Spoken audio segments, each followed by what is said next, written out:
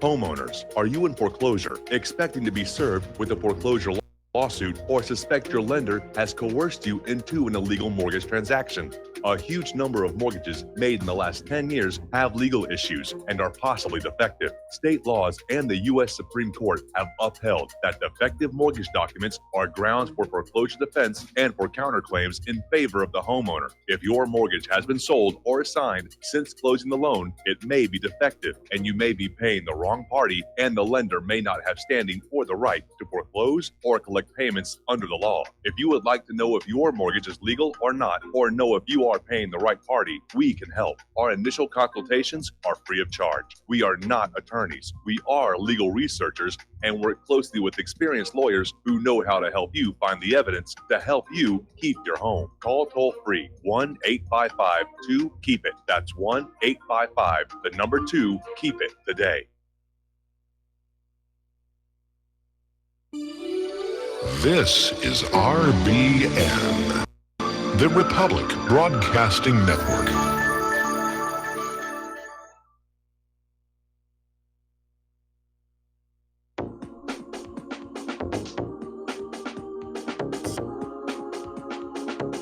What really happened with your host, Mike Rivero, because World War III is a really bad idea. Here is your host, Michael Rivero. And aloha, America. Welcome to our show today. It is Thursday, December 6th, 2018. Sure happy it's Thursday. Sure happy it's Thursday. Sure happy it's Thursday. We have got a lot to talk about today. The phone lines are open, 800-313-9443. Mike is in our control room ready to answer the phone, put you on the air with your comments, questions, and opinions. So let's just get right on into it. First of all, the corporate media still going on about George Herbert Walker Bush. We're getting sky camera coverage of this train trip, and I know that's kind of been a traditional thing where, you know, the president, his remains are sent by train and people can stand by the side of the track and wave flags and watch the box go by. But it is getting a little bit much, I think, and other people are beginning to say the same thing. Over at Patriot Rising, they're saying this lionizing him in the media for days and having the pilgrims file past his coffin. These are not Republican traditions. And the founding fathers of this nation probably would have been pretty much appalled by this gratuitous celebration bordering on worship of any of them. So it really is time enough. And before we get into the rest of the news, I want to share kind of a personal event, if you will. A little while ago, we ran this story on how suicide here in the United States is at a 50-year high. In fact, there's so much suicide, it's actually negatively impacting U.S. life expectancy. Between that and drug overdoses, life expectancy in the U.S. Is down. So the reason I brought that up is this morning at about 3 o'clock, there was this horrendous crash right out in front of where Claire and I live. So, you know, I got dressed, got a flashlight, went on out to see what was going on, along with a bunch of our neighbors. And there was this truck that had slammed into a tree. And when the crash had happened, I literally felt our building shake. That's how big the impact was. The truck was completely totaled. And the driver had run off. And I don't claim to be a detective or an accident investigator, but the things I noticed almost immediately was the fact that the truck had been traveling fast enough to total it, not to mention shake the entire complex when it hit that tree. It had hit the tree dead spot on, right in front of the driver's seat. And looking behind the truck, there were no brake marks. And I think this was not an accident. I think this was an attempted suicide, which failed because of the airbags. Or maybe the person later passed on from internal injuries, because that was a heck of a wallop. And there were a lot of personal belongings in the truck, which makes it look like this might have been a homeless person living out of their truck. They were wearing fuzzy slippers, bedroom slippers. And I know that because they lost one when they were running away. And so it looked to me like it was an attempted suicide. And it's one thing to read about American suicides in an article online, on a blog or something. And it's a different experience to walk on out and see it right in front of your eyes. And it makes you really kind of wonder what our society has become, where there was so much pressure on American citizens that they are resorting to suicide in more higher and higher numbers all the time. So I didn't get a lot of sleep after that. And but yeah, it's kind of a disturbing thing to see. Probably would have been worse if the body had been there. But as I said, they'd run off, and I didn't stick around to find out what happened after that here. All right, so let's start talking about the conflict zones, because there's a lot going on. And yes, we'll get into the economy as well. It was a very tumultuous day on the stock markets here. Article coming on out from Middle East Eye, basically laying out that the reason the United States refuses to yield to the inevitable and leave Syria is that the U.S. is still planning for perpetual war in the Middle East, and they see Syria as their launching pad. It's got a good strategic location. It borders the Mediterranean. It borders many of these other nations. It would be a good platform for engaging in more war against more Middle Eastern nations, and that's why the United States is trying to figure out some way they can stay in there. Meanwhile, government forces in Syria have eliminated over 23,000 militants since the start of this year, and they've liberated 387 settlements. That's a lot of really good work. 40,000 members of the moderate opposition have surrendered and joined the government forces, and these fighters reportedly surrendered 650 units of weapons and military equipment to the Syrian Arab Army. This is all really good news. Now, the chief of the general staff also praised the role of the Russian Center for Reconciliation of the Warring Party, which is carrying out humanitarian operations around the country. According to General Gerasimov, over 230,000 people were evacuated via humanitarian corridors during these operations. He also said the situation in the U.S.-controlled zone in northeastern Syria, saying the situation there is getting worse. It's deteriorating. All right, we're going to do a shout out now to our on-air affiliates who are just now rejoining our network. And apparently the Syrian Arab Army has evacuated hundreds of civilians, mostly women and children, from the ISIS-held pocket in the middle Euphrates River Valley. And this was in coordination with Russian forces. They've been giving food, medical care, and they're being transported back to their villages and towns. So it's good news. And again, whatever the United States overtly wanted to accomplish in Syria, they failed. Just like in Iraq. When they went into Iraq, we were told it was about weapons of mass destruction, which turned out not to exist. It was about Iraq's support for 9/11, which even George W. Bush admits there wasn't any. And, of course, to just fight terrorist extremists, Muslim extremists, forgetting, of course, that Iraq was a secular nation under Saddam Hussein. So the overt reasons for the war all failed. We know that there are covert reasons that are really what's driving it. But overtly, the Iraq war was a failure for the U.S. Government here. And we're seeing the same thing repeated here in Syria. Now, as you know, the propaganda machine is just on rock and roll, warp drive, full tilt boogie about Russia's coming, Russia's coming, Russia's going to invade this, Russia's going to invade that. They're naming every country they can think of: Norway, Ukraine, Baltic, Poland, countries even further west. And of course, the media is out there saying that NATO and the United States are there to prevent that. See how important it is for NATO and the U.S. to be on your territory to protect you from those evil Russians here. But you know what I've been saying about look for what should be there and isn't. And the same thing applies here to Russia. Okay?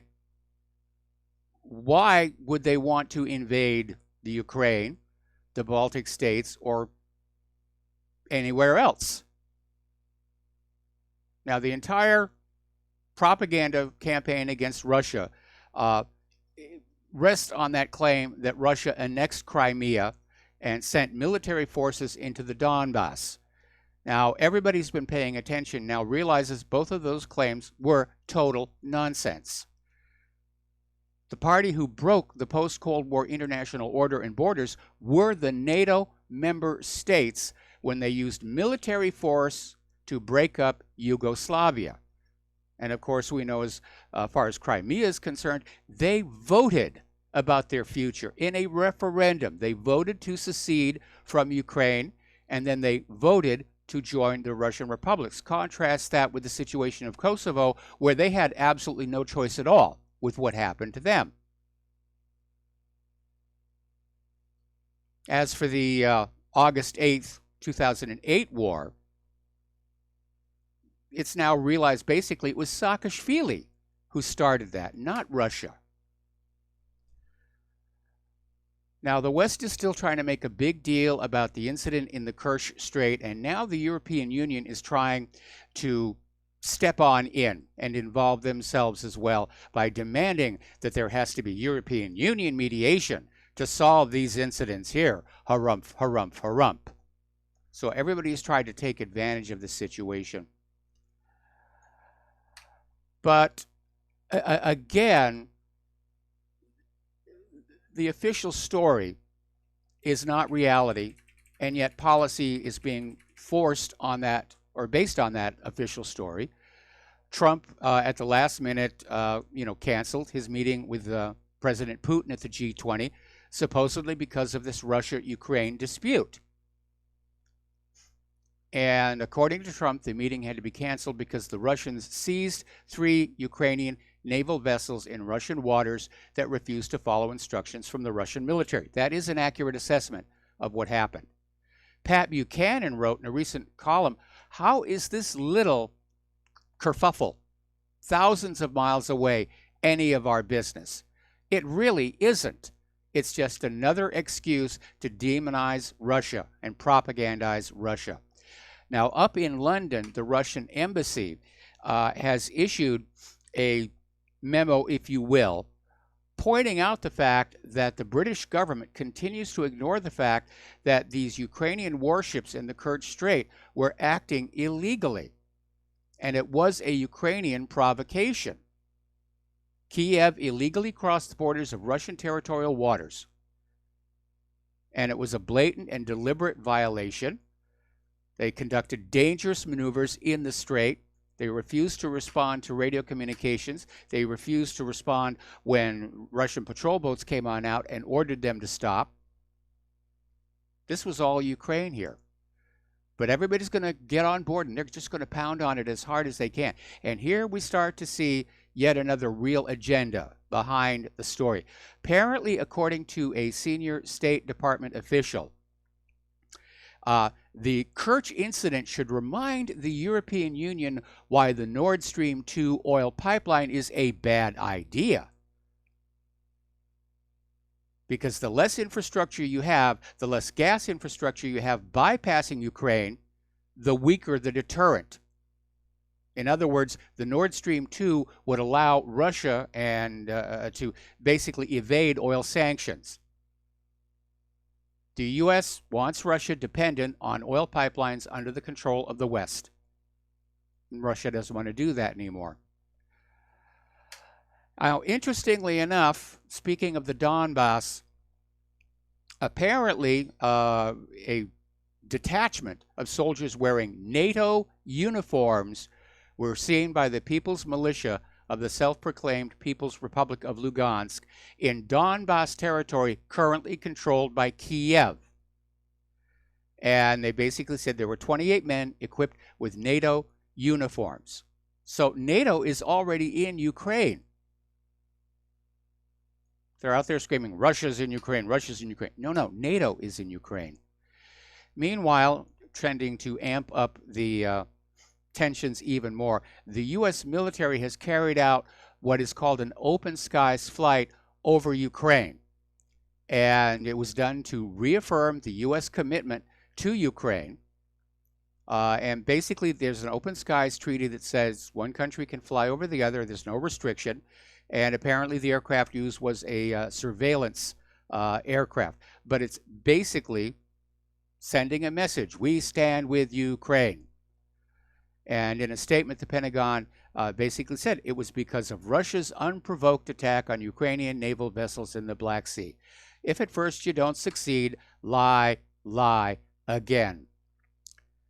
Now, over in the parliament of Ukraine, the Verkhovna Rada, they have now upheld President Poroshenko's decision to terminate the treaty on friendship, cooperation, and partnership with Russia. And apparently it passed overwhelmingly, and the treaty will be terminated officially on April 1st, 2019. It's a largely symbolic gesture at this point, obviously. Okay, turning on now down to Israel. Israel started to talk about Operation Northern Shield. It's a military and also apparently an engineering operation aimed at destroying what it alleges are offensive tunnels belonging to the Lebanese resistance group Hezbollah on the border with Lebanon. And the operation represents Israel's approach to war, which they call the war between wars, fighting smaller battles with limited goals, avoiding all direct confrontation, almost like guerrilla war. So, now here's where it gets interesting. Former Israeli Defense Minister Moshe Yaalon admitted on Thursday that Israeli officials have for years lied about the existence of these alleged Hezbollah tunnels beneath the Lebanon-Israel border. And in an interview on Israel's Army Radio, Yaalon said the Israeli officials lied about the tunnels before they decided to carry out an operation to destroy them early this week. And Yaalon said, "We did it to mislead the other side. There is an exaggeration in the way it was presented, and I hope it does not hurt us." But he came on out and said back in 2016, there was no single tunnel in the north. Anyway, he believes that there's an exaggeration in the ongoing operation. All right, over at the United Nations, the United States is trying to pressure the Arab states to support its anti-Hamas resolution. And basically, they're trying to get them to vote in favor of this draft resolution that has been introduced at the United Nations that condemns the Palestinian resistance. Apparently the U.S. Special Representative for International Negotiations, Jason Greenblatt, sent letters to diplomats from 9 Arab countries asking them to support this move. And the 9 countries were Morocco, Oman, Bahrain, Jordan, Saudi Arabia, Kuwait, the United Arab Emirates, Egypt, and Qatar. And in the letter he said the Palestinian Authority's opposition to the U.S. proposal is hypocrisy, as it considers Hamas an enemy and imposes sanctions on it in Gaza. Now, the Palestinian Authority and Fatah have criticized the U.S. draft resolution, considering it absolute American support for the continuance of the Israeli occupation of Palestine. Meanwhile, over in the West Bank, the Palestinian Energy and Natural Resources Authority is rejecting Israeli threats against renewable energy projects that are being built by the Palestinians in the occupied West Bank. And apparently the last Israeli threat was made against private renewable energy projects connected to the local Palestinian grid. Now, the authority says it's complying with Israel's rules. It gives licenses to these projects in areas A and B of the occupied West Bank, where the Palestinian Authority has full administrative sovereignty. But basically, the Israeli occupation has been continuously seeking to undermine all projects which might help the Palestinian economy become independent. Israel wants Palestine dependent on Israel's provided electricity, or oil or gas, because dependency is slavery.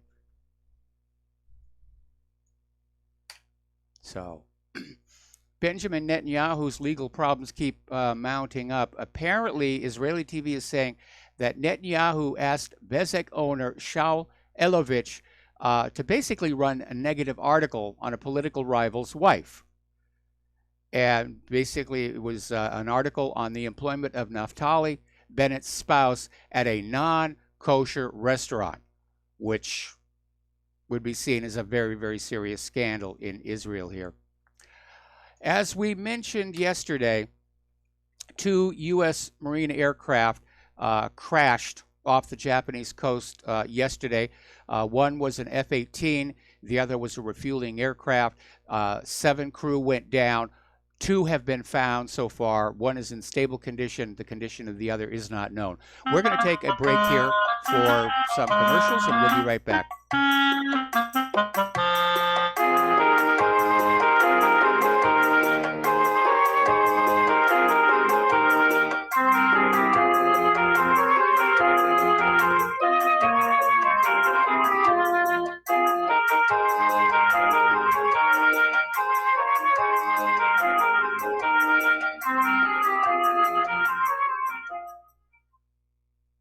The First Amendment in the Bill of Rights limits the government's power by ensuring freedom of speech and preserving the rights of the people. Every day that passes, our rights gradually slip away. It's time to take a stand and let the government know we're tired of losing our rights. LibertyStickers.com will allow you to express your rights and allow millions of people to see you stand up for what you believe in.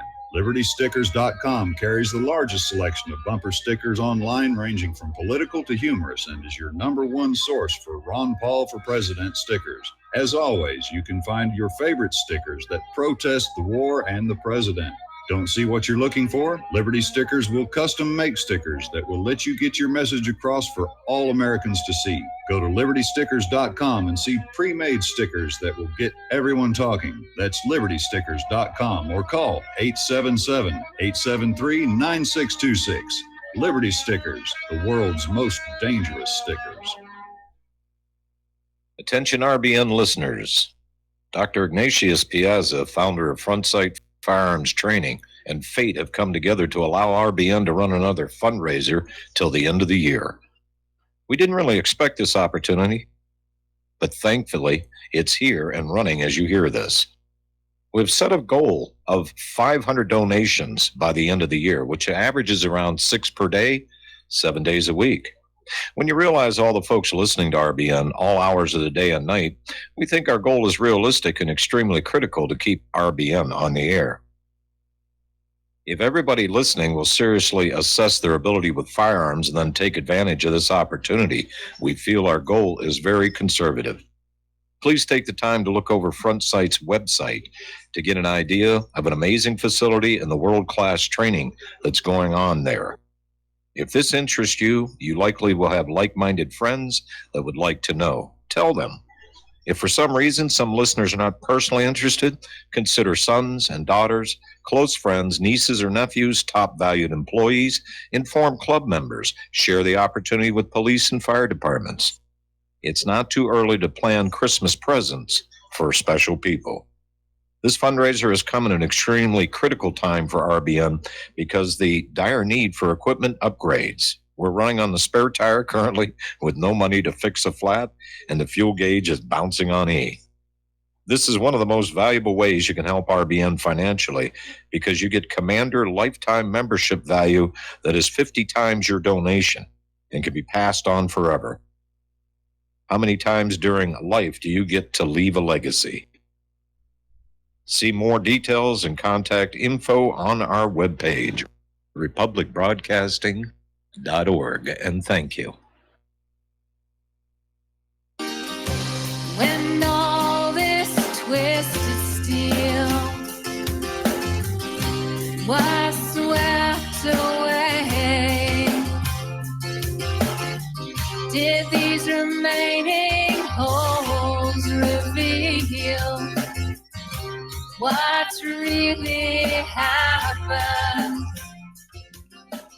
And aloha, America. Welcome back to our show here. We're going to go to the phones now to Jim in New York. Aloha, Jim. Welcome to the show. What's on your mind? Oh, hi, Mike. I'm just was watching the Bush funeral. And, you know, Americans, we have short memories. Everything is Obama and Clinton. They forget what a monster George Bush, particularly George Bush Jr., W. If they could remember the war crimes, I mean, Fallujah, war crime, Abu Ghraib, you know, sodomizing children in front of their parents. And I find a lot of the, quote, alt-right sites, you know, people talk about Trump derangement syndrome. Yes. A lot of them have Obama and Hillary derangement syndrome. And yet they gloss over what a monster W. Bush particularly was. Of course, he was just a puppet too, but was under, if the buck stops with the president.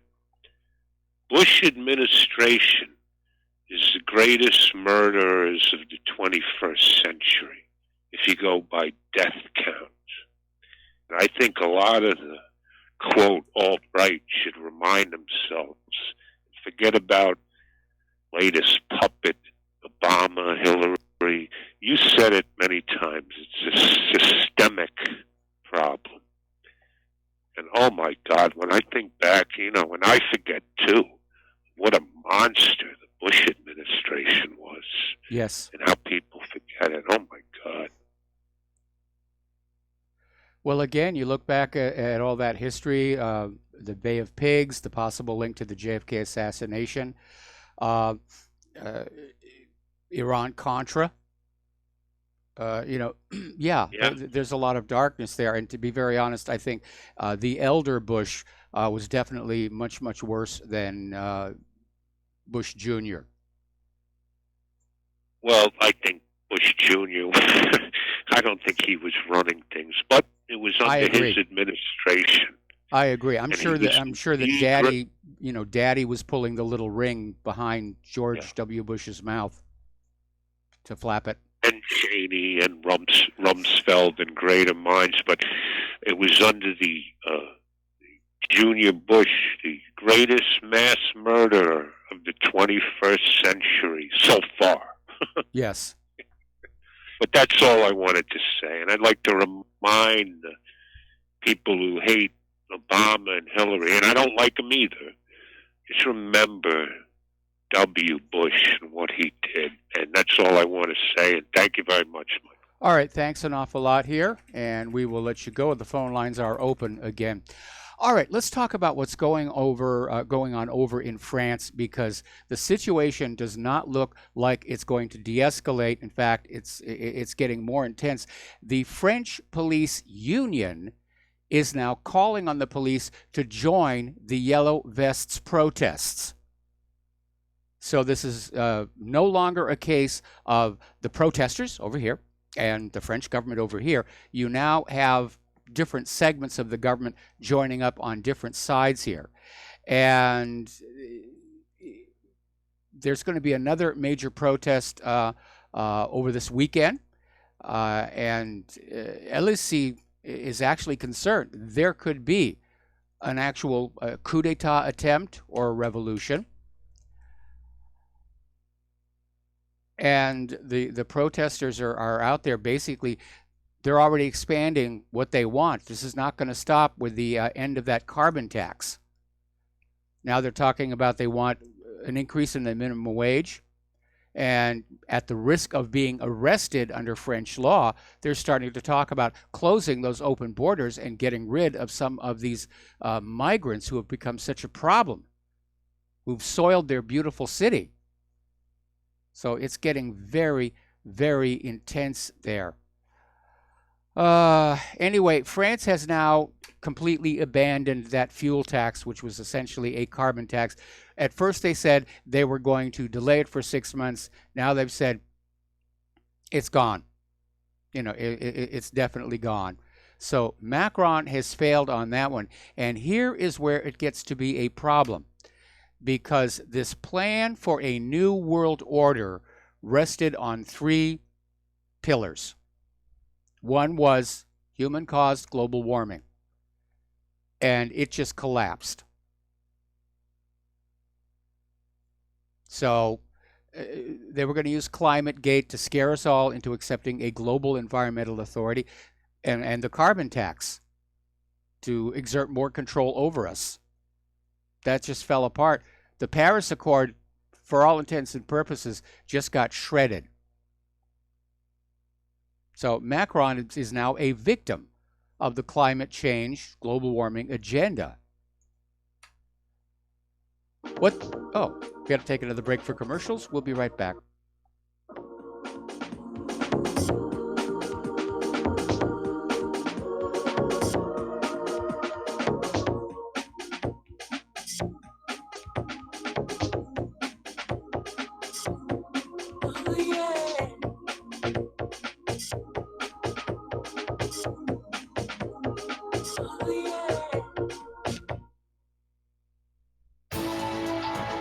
You are tuned in to the Republic Broadcasting Network.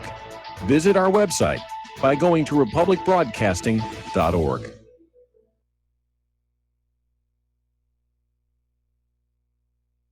Homeowners, if your lender has gone out of business or sold your transaction to another lender or servicer, you may be the victim of a wrongful foreclosure resulting in the loss of your home. If you've already lost your home, are in foreclosure, or even in good standing, you can challenge the mortgage transaction's illegal issue and your property can be restored to you, and your foreclosure can be stopped or reversed and the mortgage transaction declared unenforceable. State laws, U.S. title codes, the Uniform Commercial Codes, and U.S. Supreme Court rulings have upheld that defective mortgage documentations can reverse or stop foreclosures and enforce property title claims in favor of the homeowner. We are having successes in stopping the process of foreclosure, the enforcement of the foreclosure judgments, the sale of property, and evictions after the sale. We are not attorneys, and we don't give legal advice. We are a professional team of legal researchers, providing forensic mortgage audits and expert witnesses. We have the knowledge to produce the evidence and enforce laws regarding your legal issues. We've been in business for 12 years without a complaint. Consultations are free, and we provide a free title search to confirm if your mortgage has legal defects. Please call 855-253-3748. 855, the number 2, keep it today. This is too good to be true, except this time it is real. 100%. No joke. How about a $25,000 membership to Front Sight Firearms Training Facility as a thank you bonus for a one-time donation to RBN of only $400? It is a Commander lifetime membership with no yearly fees or dues. The training is free for the rest of your life with over 50 different classes. Then leave it to your designated beneficiary. You provide the approved firearm, holster, ammo, eye, and ear protection. Many features and bonuses are included, more than you would ever expect or believe. This is the ultimate graduation present, wedding gift, etc., etc. See the details. Go to RBN's webpage and frontsight.com to make it happen. You will hear this offer only on this radio network. Help keep RBN alive. Tell 5. Without the right accessories, any guy can be off the mark. Whether you've invested thousands in your arsenal or you own a single trusted firearm, a visit to AROutfitting.com is in order. It's one of the finest online selections of tactical optics and AR parts and add-ons, like EOTech, quick target acquisition with no peripheral loss. Browse the full range of Nikon scopes and binoculars. AROutfitting.com can illuminate your world with Streamlight gun-mounted lights from keychain to large handhelds, up to 1,100 lumens. Find some stability with Battenfield tactical bipods. AirOutfitting.com has CMMG gun parts, barrels, assemblies, handguards, part kits, and more. Plus mag-full clips and magazines.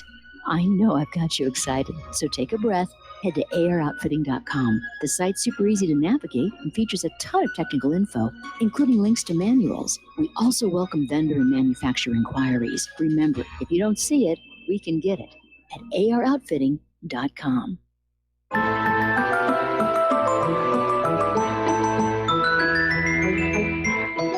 Welcome to What Really Happened Radio. Visit us online at whatreallyhappened.com. And now, set your eyes on the future and let's consider what really happened. And aloha, America. Welcome back to our show here. And for our new listeners who have not been with us for a while, those holiday music bumps are the creation of my lovely wife, Claire Rivero. And they're from her album Christmas Without Borders, which she put out a few years ago, and which is available on iTunes. Plug, plug, plug, plug, plug, plug, plug, plug. All right, getting on back to France here. So we're seeing this intense anger boiling up in the French people with these the yellow vest protests. Where does yellow vest come from? Well, it turns out in France, all drivers are required to own one of those yellow reflective vests, which actually is a pretty good idea to have one of those if your car breaks down in the middle of the night.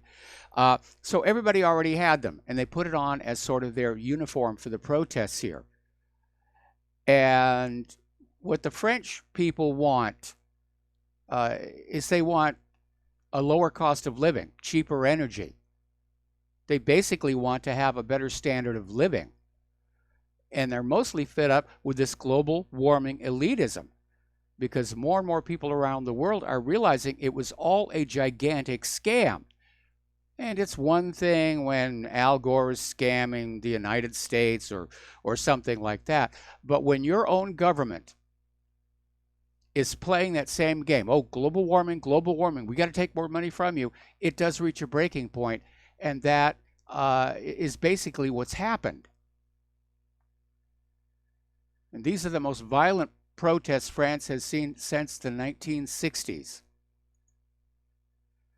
And here's where it's getting interesting, because the French Parliament's left parties, at least 3 of the left-wing parties in the French Parliament, have agreed to discuss the possibility of a vote of no confidence against the government. And among those planning to question Macron's leadership is La France Insoumise Party, whose leader Jean-Luc Mélenchon has long been a vocal critic of the current government. So we could see a change of government there in France. Hopefully a peaceful transition. But right now, the Macron disapproval rate has hit an all-time record high of 76%. Now, of course, the globalists are desperate to keep Macron in power against the will of the people, because he's been pushing that globalist agenda. Climate change, open borders, free migration. People have hit a breaking point here. And I wish the French people well. Vive la liberté. Okay, there appears to have been what may be another piece of gratuitous propaganda. This came out of NPR, where they're claiming North Korea is expanding a missile base in a remote mountainous part of the country, according to commercial satellite imagery studied by independent researchers. And researchers say they see clear signs the base is being upgraded. Well, I'm not sure, at least based on the image that was attached to this article, because it's your classic, we're going to put one over you.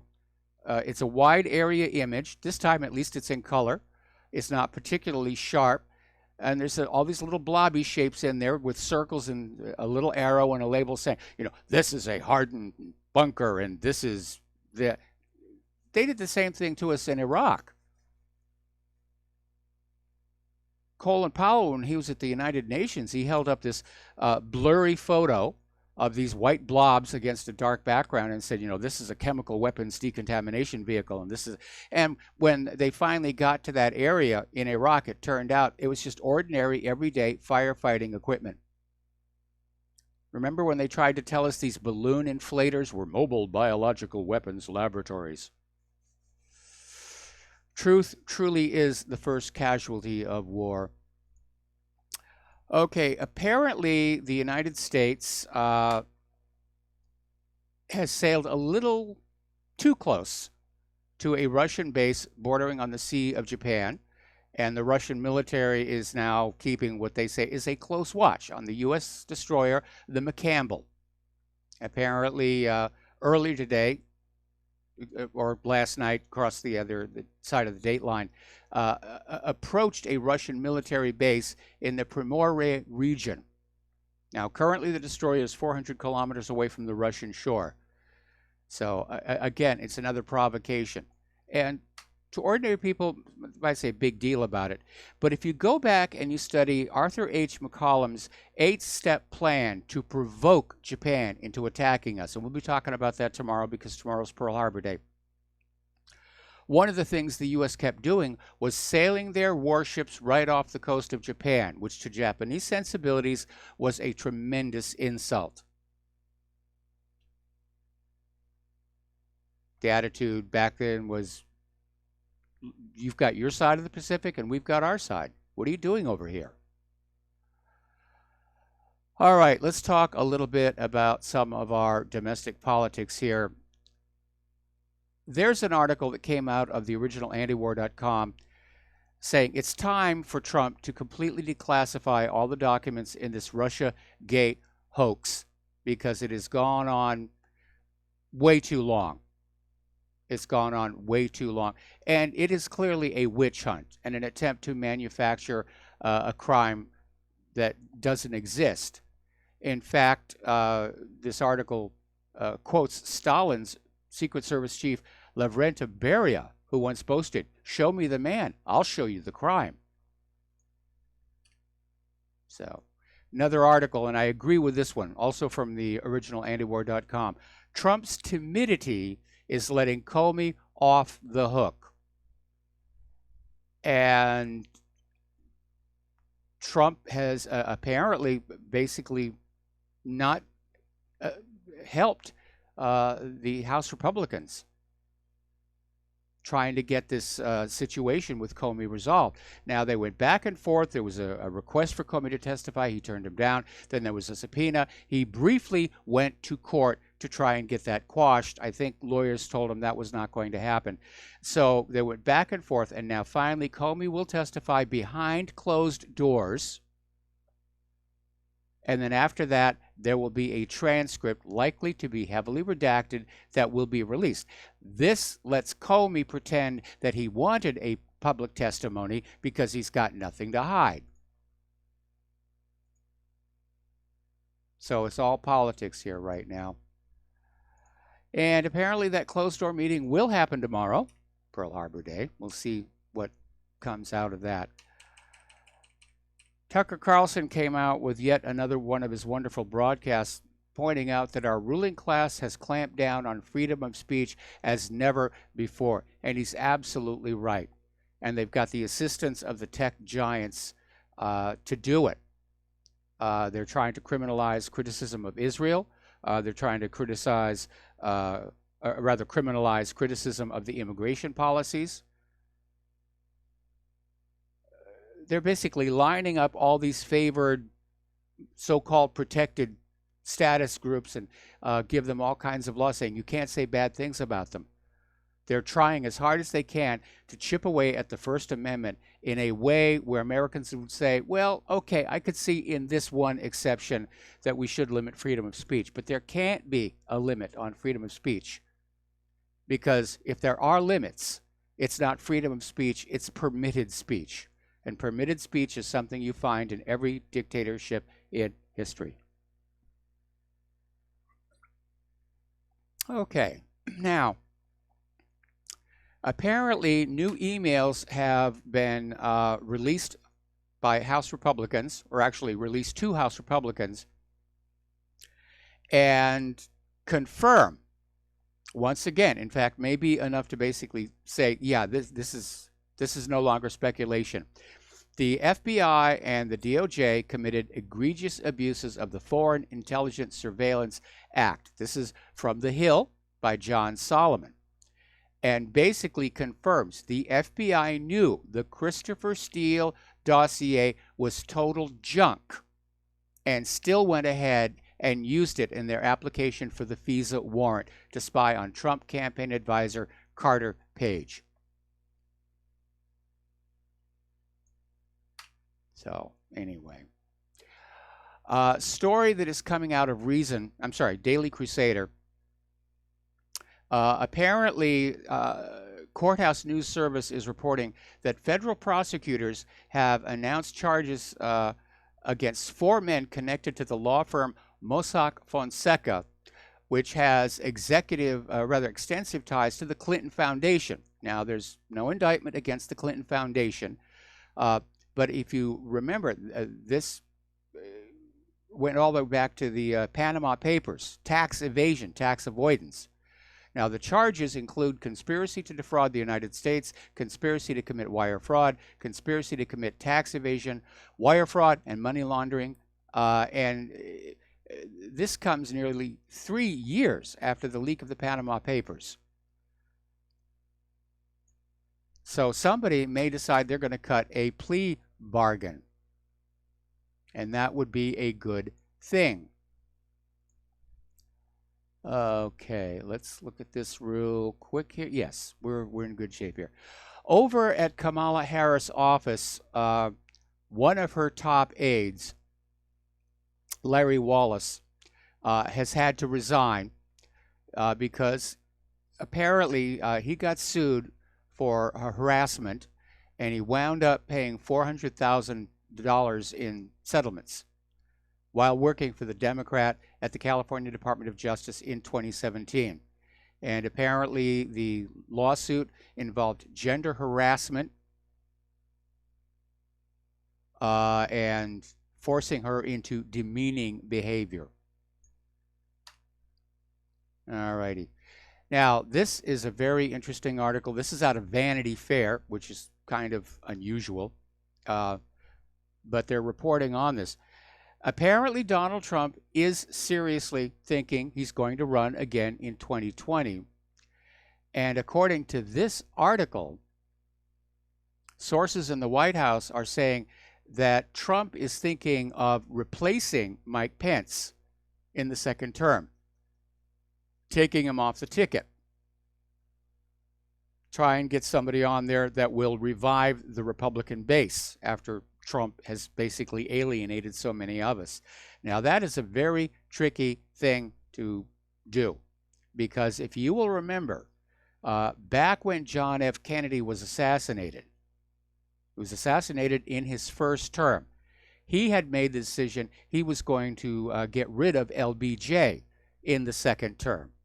And LBJ found out from one of his staffers who was roommates with Mary Jo Kopechne, who, as you know, was a Kennedy party girl. Now, to what extent LBJ was involved in the assassination is unknown, but it certainly didn't help the situation. Now, the other day we had a phone call discussing about demographics and Americans who trust the media or do not trust the media, and whether it's the older people who are wise about what's going on or the younger. So I found this article here today.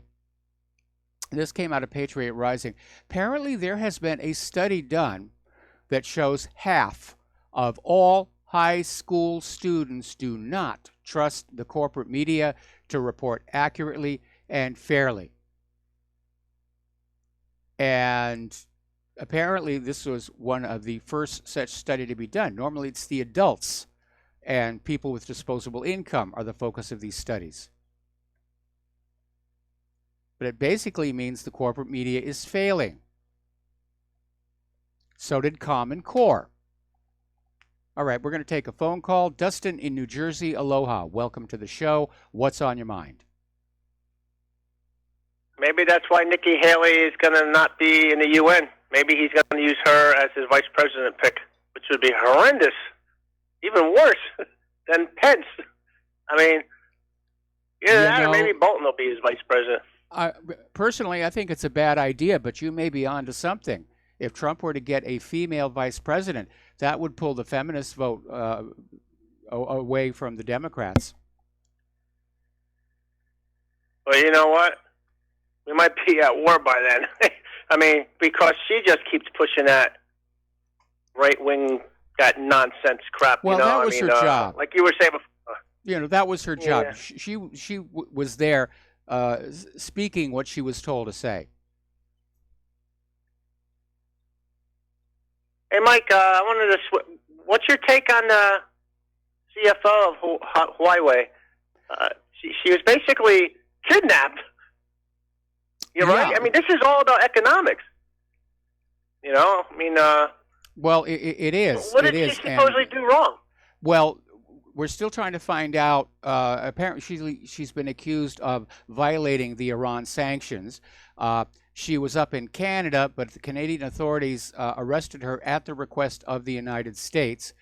And a lot of people are trying to blame the stock market downturn on that arrest, but I think they're just scapegoating her. But it's rather revealing that our stock markets are so fragile that just news of this arrest supposedly is enough to set off a selling wave. Now, the stock market ended close to zero. And let me see what the final number there was.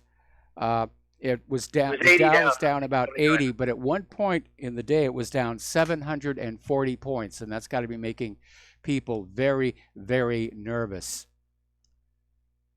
But that tells you something.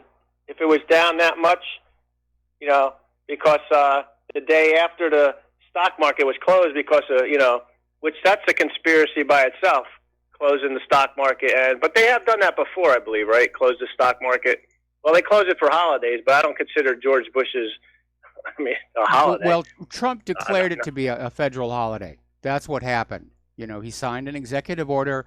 Wednesday is going to be a federal holiday, and that will be that. But yeah, I mean, if you look, it's down. It's a big. Everybody knows it's a bubble. Like I said, when Trump ran, he said we're in a big fab. He just came out today. Did you see that tweet or whatever? He said, he goes, when I'm not going to be here, basically, it's going to implode. That's what he basically said today, right? The new statement he made. Yep. It's like it's a bubble, and then when he's in, it's not a bubble, and then when he's out, it's a bubble again. I don't understand that. I don't either. Anyway, Dustin, thank you for the phone call. We got to take a break for commercials, and we will be right back.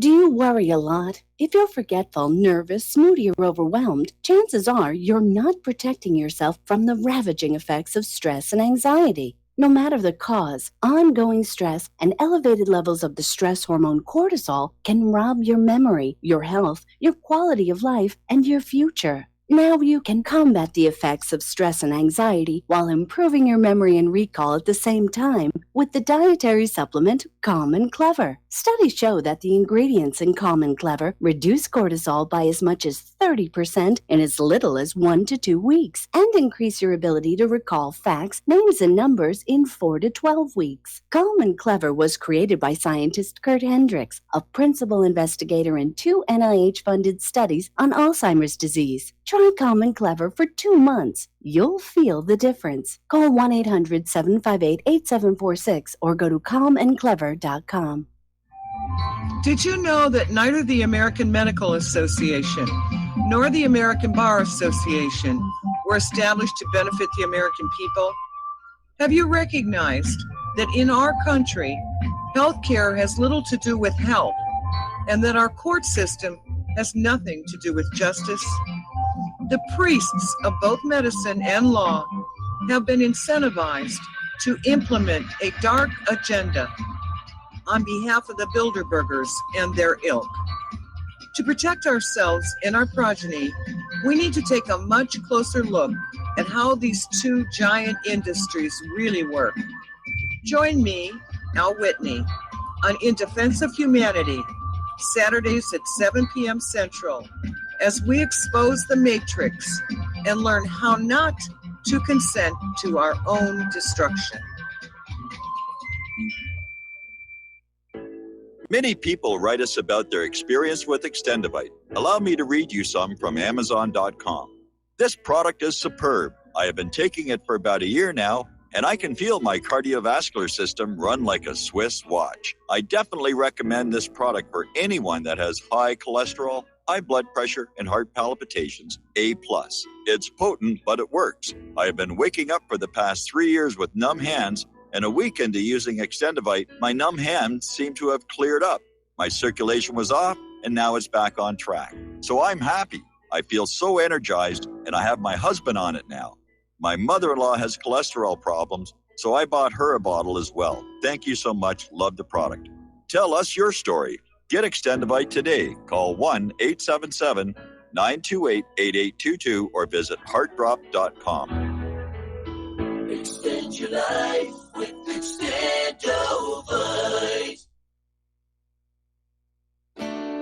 We the people, in order to form a more perfect union, establish justice, ensure domestic tranquility, provide for the common defense, promote the general welfare, and secure the blessings of liberty. And aloha, America. Welcome back to our show here. So we're talking about the economy, and the Dow opened this morning about 300 down. It dropped to 740 down at one point, at which point you could see there were these upshoves. If you look at the volatility and you look at the actual graph there, somebody somewhere was trying to shove it back up, and they didn't get it into the green. And the question is that thundering herd on the floor of the stock exchange going to believe the market has turned around again? Or do they just not care how much of other people's money get poured into the market to keep it looking good here? But I imagine right about now, a lot of people are looking at their 401ks and getting just a little bit nervous, because it could really start to unwind here.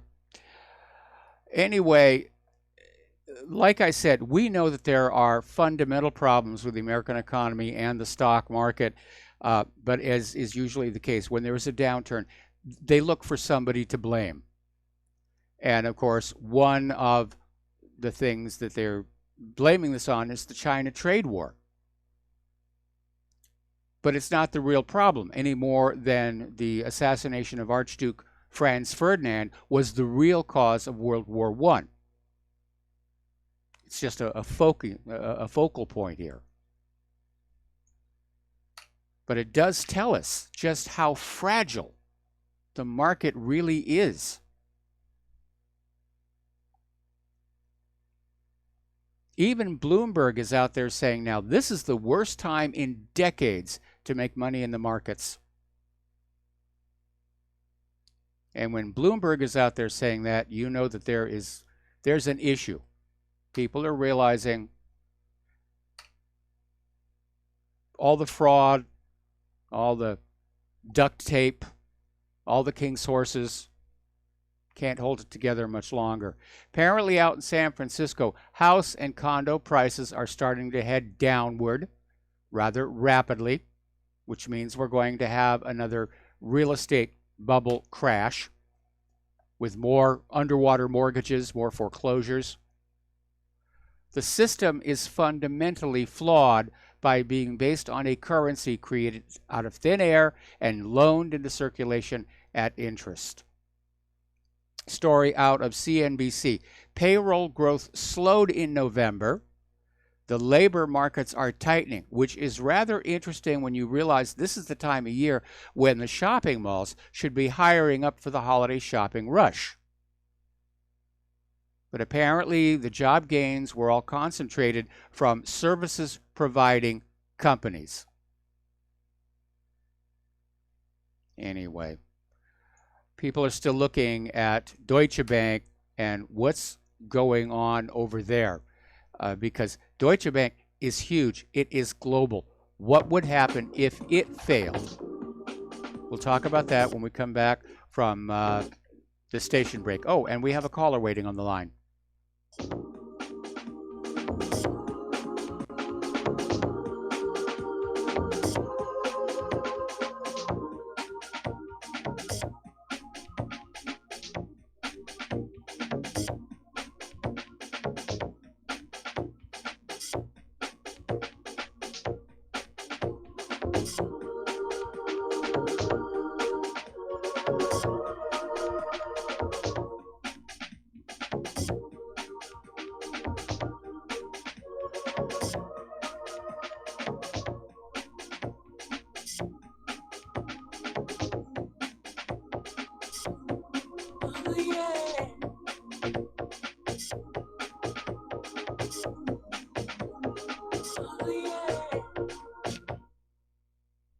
This is too good to be true, except this time it is real. 100%. No joke. How about a $25,000 membership to Front Sight Firearms Training Facility as a thank you bonus for a one-time donation to RBN of only $400? It is a Commander lifetime membership with no yearly fees or dues. The training is free for the rest of your life with over 50 different classes. Then leave it to your designated beneficiary. You provide the approved firearm, holster, ammo, eye, and ear protection. Many features and bonuses are included, more than you would ever expect or believe. This is the ultimate graduation present, wedding gift, etc., etc. See the details. Go to RBN's webpage and frontsight.com to make it happen. You will hear this offer only on this radio network. Help keep RBN alive. Tell 5. You're listening to the Republic Broadcasting Network, because you can handle the truth.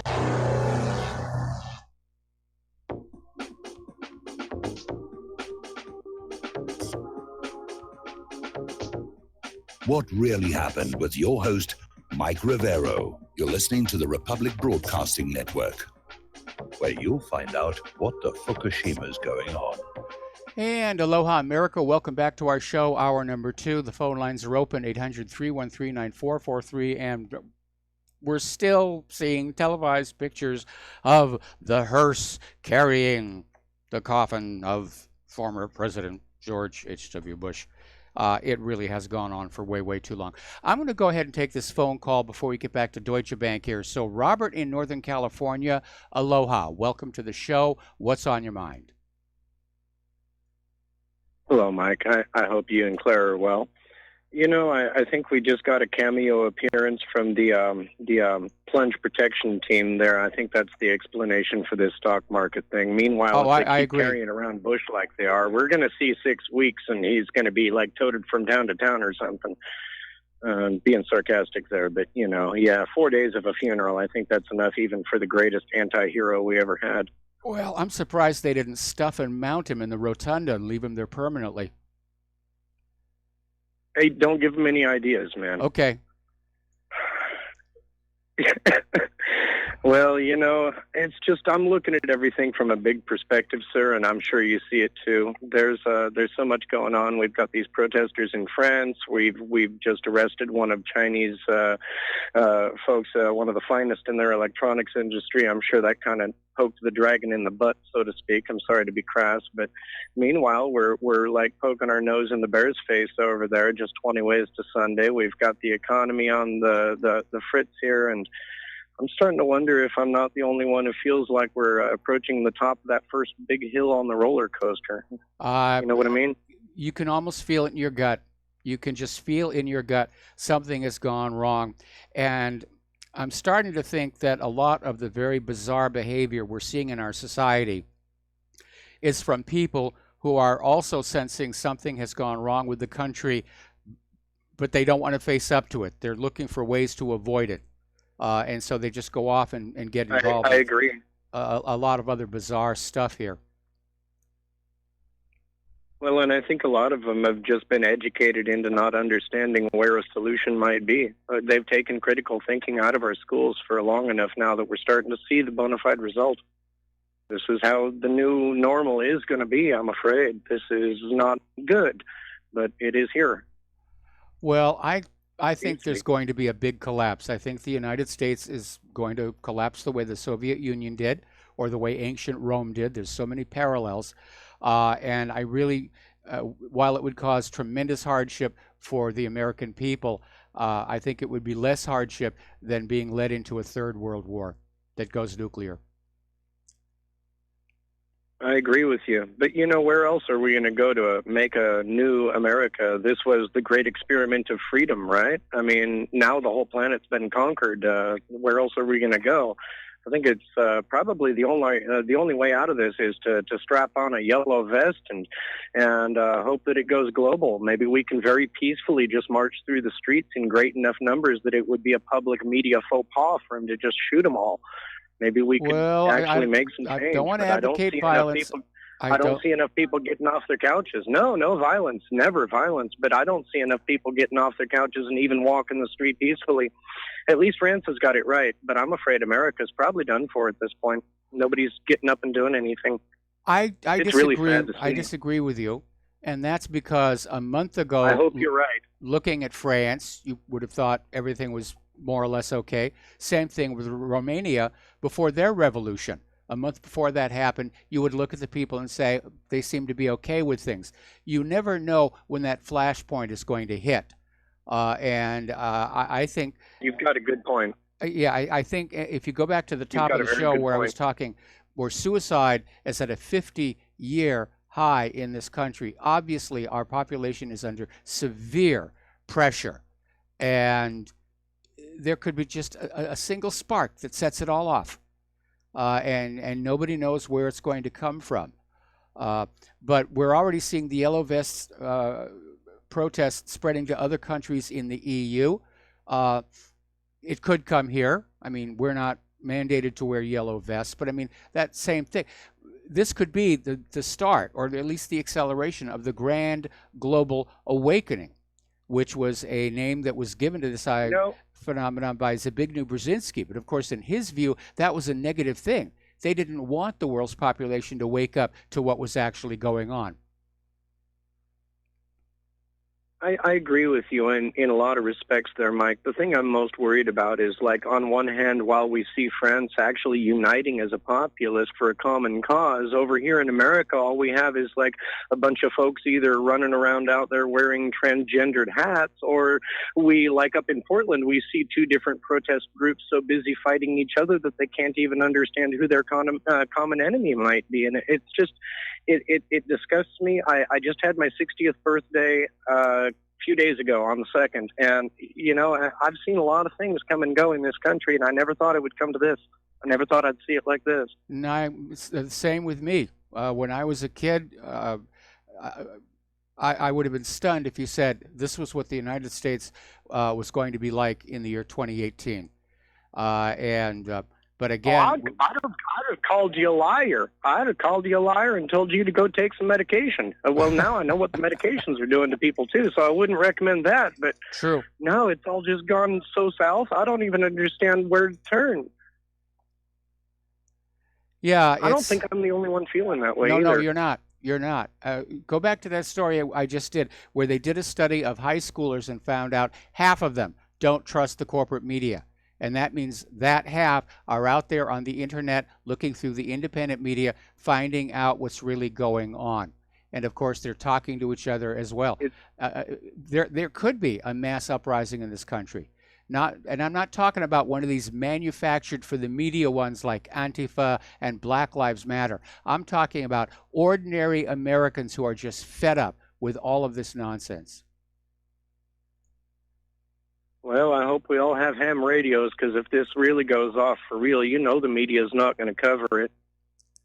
Oh, absolutely. Ham radios would be really as good. As the old saying goes, I think they say the revolution will not be televised. Yes. Yeah, Well, I think that was a foreshadow of the truth. It may be. Now, of course, the good news is for those of you who are thinking about getting into ham radio, they no longer require Morse code, which is a stumbling block for so many people. Anyway, Robert, we're going to let you go. Thank you for the phone call. We're going to do a shout out to our on-air affiliates who are Have just a wonderful day, sir. Thank you. Thank you very much. Who are just now rejoining our network. So let's get them back here to Deutsche Bank. We've seen what happens when smaller financial institutions collapse, like Lehman Brothers. They get bailed out or bailed in. What happens with a bank that is so big and so global that when it goes down, there just simply isn't enough money to bail it out? Who's going to get affected? Right now, Deutsche Bank is in a lot of trouble. They've had scandal after scandal after scandal. They're now caught up in yet another money laundering scandal. And we're seeing this situation where the banks are just looking out for themselves. They're making their money. They're waiting for the crash. the crash for them will be a good thing because they'll come on in with more of this instantly created money and they'll buy up all the hard assets for dirt cheap. And then when the dust settles, they'll wait for the next generation to come along and they'll start the process all over again. Here, have a home mortgage. All right, we're going to take another call from Rattlebone out in Colorado Springs. Aloha, welcome to the show. What's on your mind? Aloha, sir. I just called. I adore your program. Thank you for teaching me so much. I just wanted to say that my girlfriend and I have joined Front Sight. And I, with all sincerity, thank you for promoting that and the manner in which you did. And for that being something that, man, I'm just telling everybody that I know to please go ahead and join. And I just want to sincerely thank you and the station for making that possible. Well, you are very welcome, and it is a fabulous offer. And if I lived in the Western United States, I'd take them up on it myself because gun safety, being able to handle your weapons is so important. One of the problems that we have is Hollywood tends to make guns look like toys. They just, swing them around here. They put them over the shoulder. They shove them down their pants. People who are watching these TV shows and movies, they get very bad ideas about the proper handling of these firearms. And so... Yes, sir. Indeed. In my circle of friends, I was advertising yesterday, and a gentleman said, "Oh, well, I've learned kind of by accident, not by hit or miss." And I said, we came from California over to Colorado Springs, and I want to do this right. I want the education. I'm going to take classes. I joined the shooting center. And when it gets too cold here for me as a California transplant, I'm going to go over there to Las Vegas, and thaw out. But I want to learn it. I want to get rid of all the old information in my brain and just be a sieve, not a sieve, but a sponge for all of these great individuals that promote firearm safety. And that's the only way to, man, if people would stop taking antidepressants and going on these shooting sprees, blah, blah, blah. Thank you, sir. All right. Well, thank you very much. And I'm glad the Front Sight deal worked out for you. And the gun grabbers are out there. They hate things like this. I think that's one of the reasons why John Stadmiller did it, was just to annoy those gun grabbers. But obviously, yes, Republic Broadcasting does need the financial support here. All the big money goes to the liars. Yep.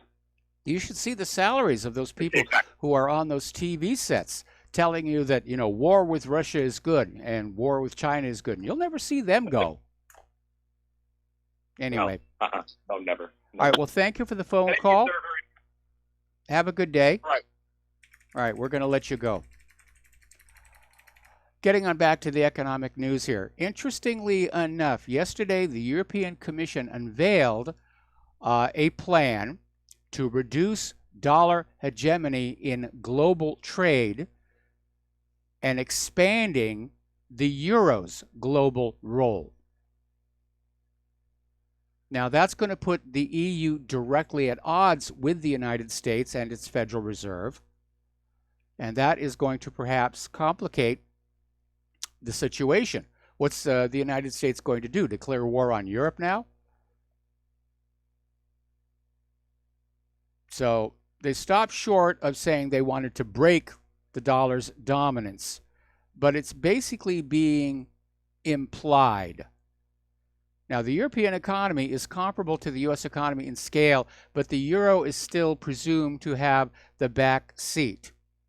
That could change very, very rapidly here. Meanwhile, over at the White House, they're having to walk back Trump's victory lap on the Chinese trade deal. Now, the White House statement from back on the 1st did not mention any agreement on auto tariffs or anything about the Chinese tariffs at all.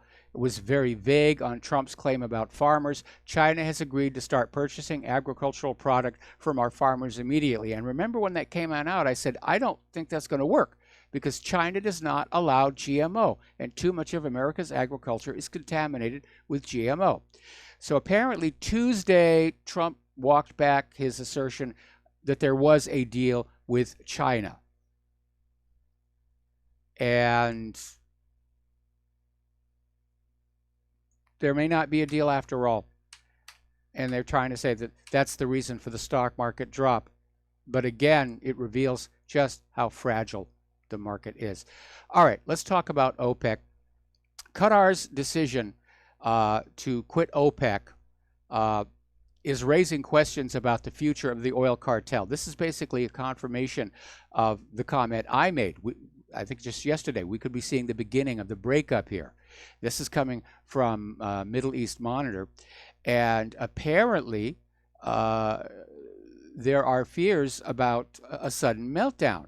Apparently, Iraq is now making noises about leaving OPEC.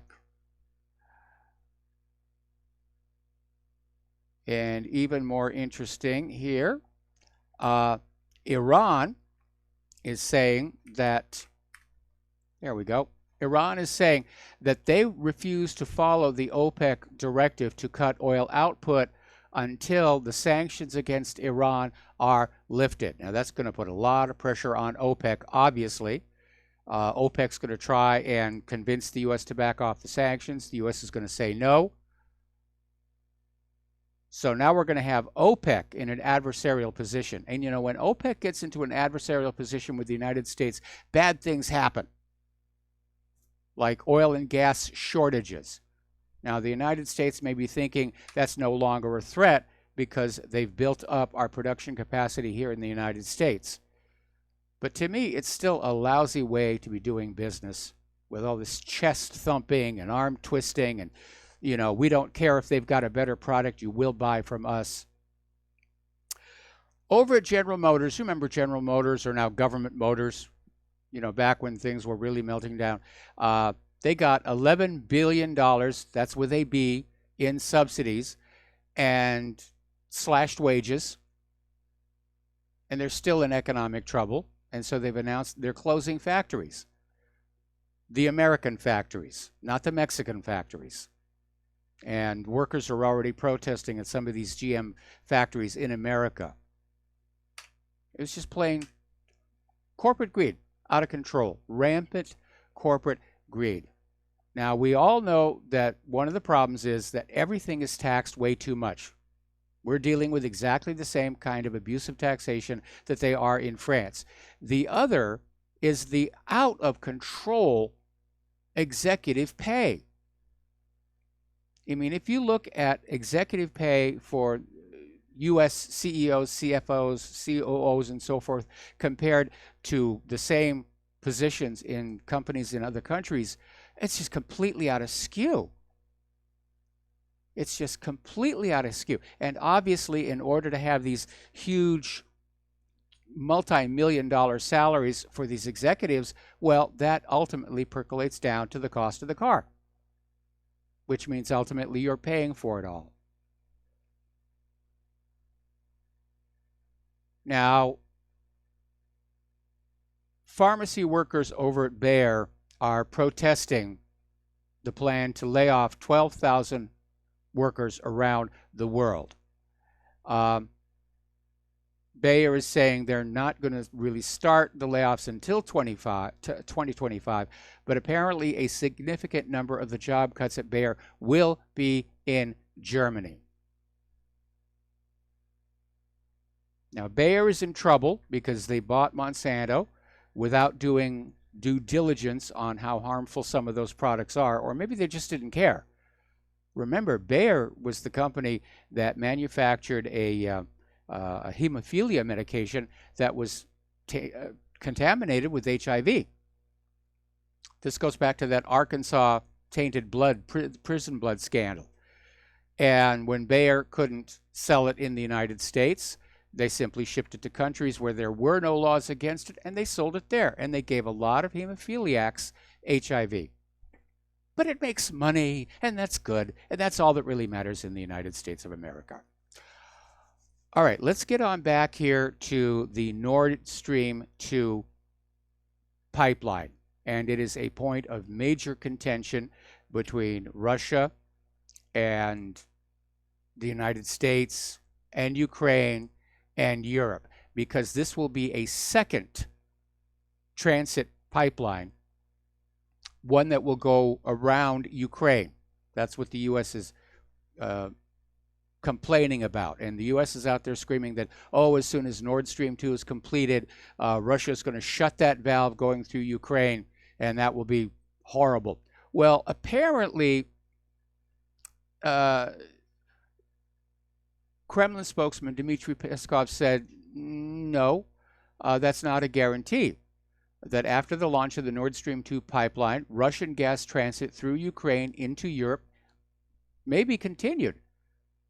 Everything he said depends on the Ukrainian side. That Ukraine is not going to basically interfere with it. Meanwhile, John Bolton is out there saying, well, we have to stop that. The U.S. is mulling over a variety of things to stop the Nord Stream 2 construction. And they're already talking about more sanctions. How dare you build a pipeline? Those are our pipelines. We'll be right back after these few words from our sponsors.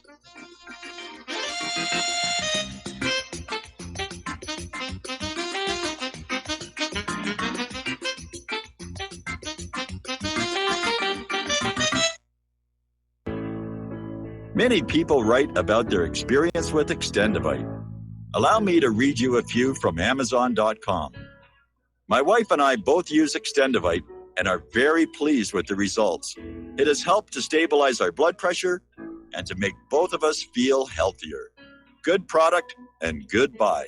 So far, so good. I've been taking Extendivite 3 times a day, only a short while now, but already I've noticed the circulation in my hands and feet improving. They tingle. I like the idea of taking something herbal rather than pills. I take Extendivite 3 times a day, every day. I think this supplement has helped with my increased fitness regime and to lower my blood pressure. Tell us your story. Get Extendivite today. Call 1-877-928-8822 or visit heartdrop.com. Extend your life with Extendivite. Folks, we're living in a world the likes of which we've never perceived any clearer than we do now. The plan for global governance has been in the works for generations and would have likely been achieved by now, but for the fact that the globalists left open their Achilles heel. With all their tools, Federal Reserve System, fiat currency, no child left behind, and then Common Core education introduced to our schools to dumb us down, vaccines, pharmaceuticals to lobotomize us, GMO foods, insertion of compromised or bought and paid for politicians, judges, mainstream media propaganda, all pieced together like a puzzle designed to ultimately bring the world under submission. But with all their strategy, they forgot one thing: knowledge. And knowledge is power. With knowledge, their bombardment is nullified. Folks, with that, as brilliant and knowledgeable as you become, among the wisest audience of any radio audience in the world, and you are, I want you to take a moment to reflect and ask yourself, how much of that knowledge did I obtain from Republic Broadcasting Network? How high has my consciousness been raised since I've been a listener? How fast am I now able to discriminate truth from fake news by being a Republic Broadcasting listener? How clear am I now able to see the world since I've been listening to RBN? Ask yourselves those questions, folks. Then ask yourself, what is that knowledge worth to me? Like my morning coffee, how would I survive without it? A voice of truth in a sea of lies. Do we not all need to make sure it survives? Like public broadcasting, we are now finding we can only survive with listener support. Censorship, advertisers being attacked, truth itself being attacked. It's the only way through this. We at Republic Broadcasting humbly ask you to become a supporter. Look at your budget and make a determination of what Republic Broadcasting is worth to you and what you can afford on a monthly basis. Go to republicbroadcasting.org and pledge 20, 30, 40, 50, if possible, 100 a month or more if it's affordable. Click the donate button and become a regular monthly donor. Assure both us and yourself that Republic Broadcasting truth will continue to flow like that morning coffee. The network thanks you.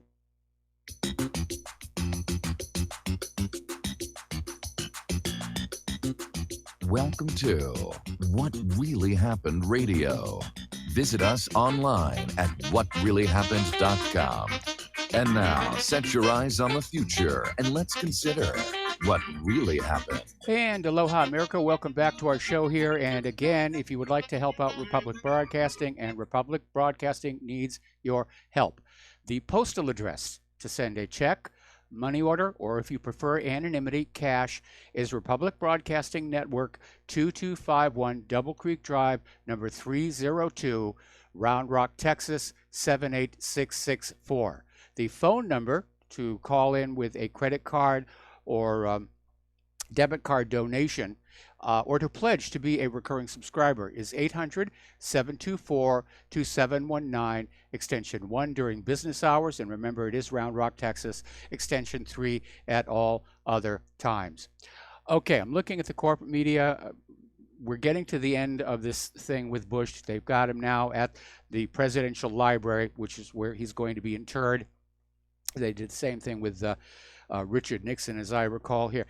I don't think the pharaohs got a send-off like this. Anyway, really over the top. All right, let's grab a couple of phone calls real quick. Glenn in Philadelphia, aloha. Welcome to the show. What's on your mind? Hello, Mike. Hi.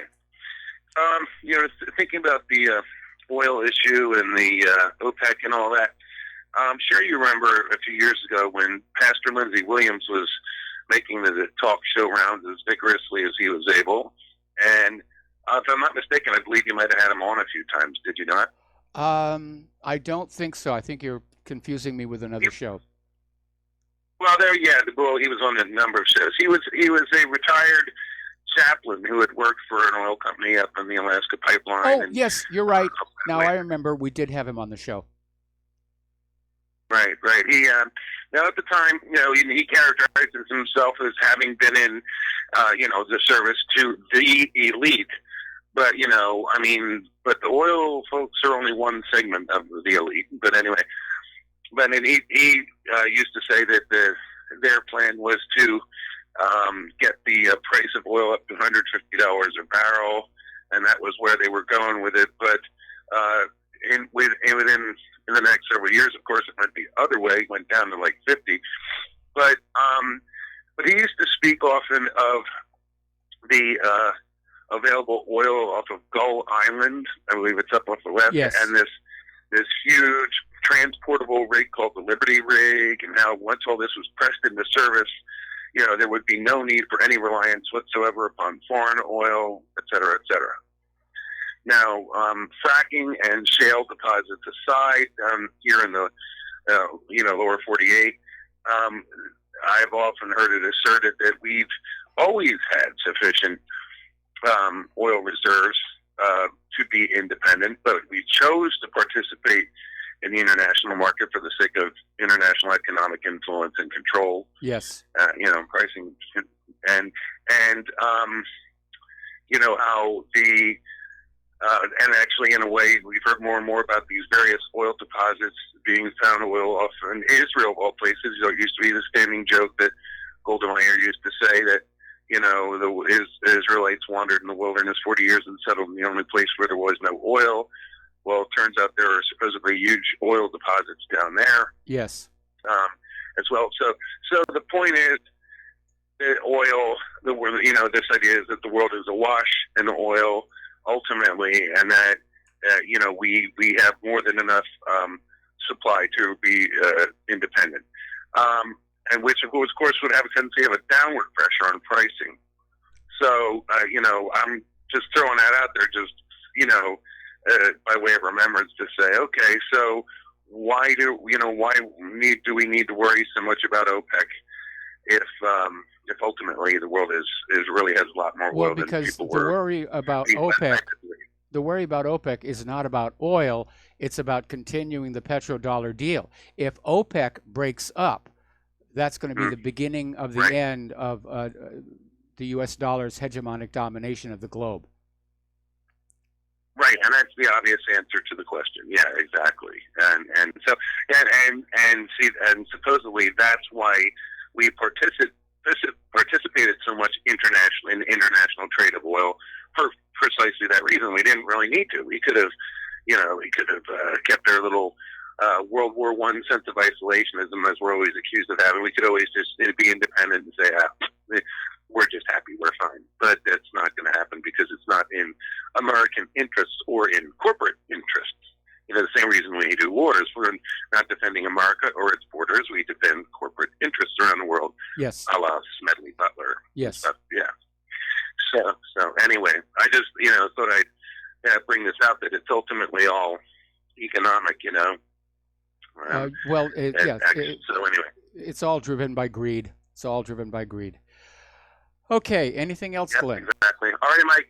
No, that's it. I just wanted to highlight, it's stuff within recent memory that was very hot a couple of years ago. Very, very, very hot. But now it's. I think maybe it's kind of become perhaps obvious to all to some degree. We'll have to see. All right, Mike. Thank you. All right, thanks an awful lot. We're going to let you go here, and I've got another caller on the line, but I think I'm going to just leave you until we come back from these words from our sponsors. We'll be right back.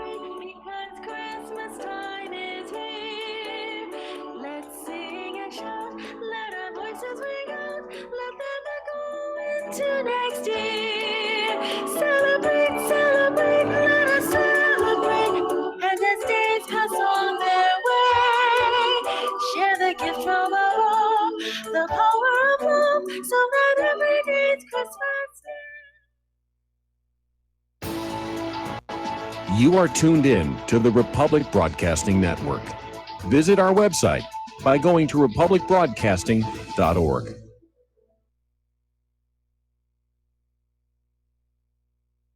Ladies and gentlemen, J.R. Moore here. As most of you know, my regular listeners, I offer energy cleaners for sale at my website.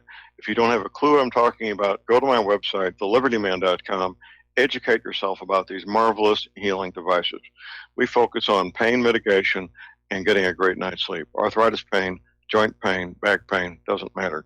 Keep in mind, I offer from me to you personally a 30-day money-back guarantee. That's what I do. Energy cleaners, $285, shipping included to American zip codes. You can educate yourself all about the energy cleaner right there at my website, the patent application, the wonderful testimonials. Be sure and check out the factory-made fitted mattress pads to go with the energy cleaner. Now, I offer from me to you personally a 30-day money-back guarantee. That's what I do. I have a toll-free order line, or you can order it right at my website at thelibertyman.com. The toll-free order line is 800-592-9543. I say again, 800-592-9543. Thank you. Tired of being lied to by mass media? It's growing more and more apparent today that news is received less and less through standard media outlets. Even with a growing audience every day, RBN is beginning to direct more efforts into social media. Social media and the use of the internet is fast becoming the primary source of people for news, regardless of demographic. RBN has set out to provide some of the best news on the internet through republicbroadcasting.org, and also has begun to use the tools to our advantage by way of social media. Republic Broadcasting is now operating a Facebook page to function as yet another avenue to have our collective voice reach new audiences across not only America, but across the globe as well. The Facebook page features not only news, but also an RBN player to listen to our broadcast. Get involved by visiting facebook.com/Republic Broadcasting and liking our page and share it with your friends and family, because you can handle the truth. Without the right accessories, any guy can be off the mark. Whether you've invested thousands in your arsenal or you own a single trusted firearm, a visit to AROutfitting.com is in order. It's one of the finest online selections of tactical optics and AR parts and add-ons, like EOTech, quick target acquisition with no peripheral loss. Browse the full range of Nikon scopes and binoculars. AROutfitting.com can illuminate your world with Streamlight gun-mounted lights from keychain to large handhelds, up to 1,100 lumens. Find some stability with Battenfield tactical bipods. AROutfitting.com has CMMG gun parts, barrels, assemblies, handguards, part kits, and more, plus mag-full clips and magazines. I know I've got you excited, so take a breath. Head to AROutfitting.com. The site's super easy to navigate and features a ton of technical info, including links to manuals. We also welcome vendor and manufacturer inquiries. Remember, if you don't see it, we can get it at AROutfitting.com. Some are maxed out all their credit cards. Some are working 2 jobs and living in cars. Minimum wage won't pay for a roof, won't pay for a drink. If you gotta have proof, just try it yourself, Mr. CEO. See how far 5.15 an hour will go. Take a part-time job at one of your stores. I bet you can't make it here anymore.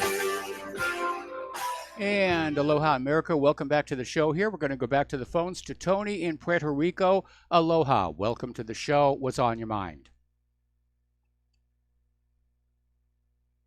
Tony, are you there? You hear me? Yes, I hear you now. You're on the You air. hear me? I hear you. Okay. You're on the air. Okay. I hope. Great. I hope Claire's feeling better. Listen, Mike, I have a hypothetical question, and I hope the people out there who are Bush haters, please forgive me for what I'm about to say. Do you think in 1,000 years George Bush will be forgiven? And if there's a United Earth Federation typical to the one of Star Trek, they'll give credit to what George Bush said about the world order. Well, history is a funny thing. It's written by the victors over the vanquished. It's a joke played by the victors on the vanquished in front of an audience that dares not laugh. And the official history of George Herbert Walker Bush is being written right now.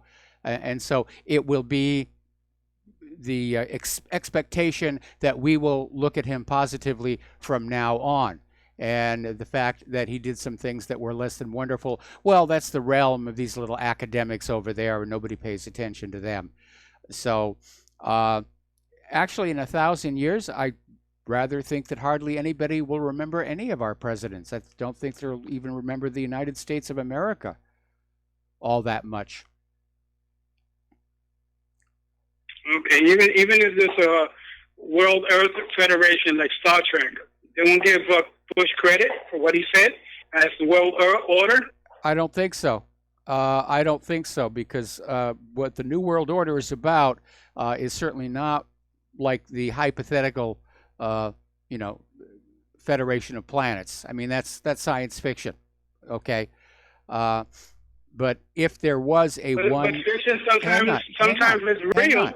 Hang on. Okay, I'm sorry. If there is, in 1,000 years, some kind of one world government based on the behavior of large governments in history and in the current day, I imagine that the study of history will be discouraged. And no, they will not give him credit. Okay. Thank you, Mike. All right, thanks an awful lot. Time makes ancient truth uncouth. Okay, so getting on back here, we're talking about the economy, we're talking about the possible breakup of OPEC and the ramifications it would have on the petrodollar deal. Interestingly enough, Russia and Venezuela just signed a $5 billion investment deal to increase Venezuelan oil production. So Russia's now down in Venezuela, and hopefully that will deter those in our government, or the U.S. government, they're not my government anymore, who are talking about we need military action down there because they won't do what we tell them to do. Well, between Tuesday and earlier today on the stock market, investors are clearly getting very nervous. And like I said, if there's one thing we know for certain based on what happened, it's that the stock markets are actually very, very fragile right now. Everybody is skittish. They're ready to bail. Apparently, panic buying has hit the palladium market, which is considered one of the more investment-worthy metals here.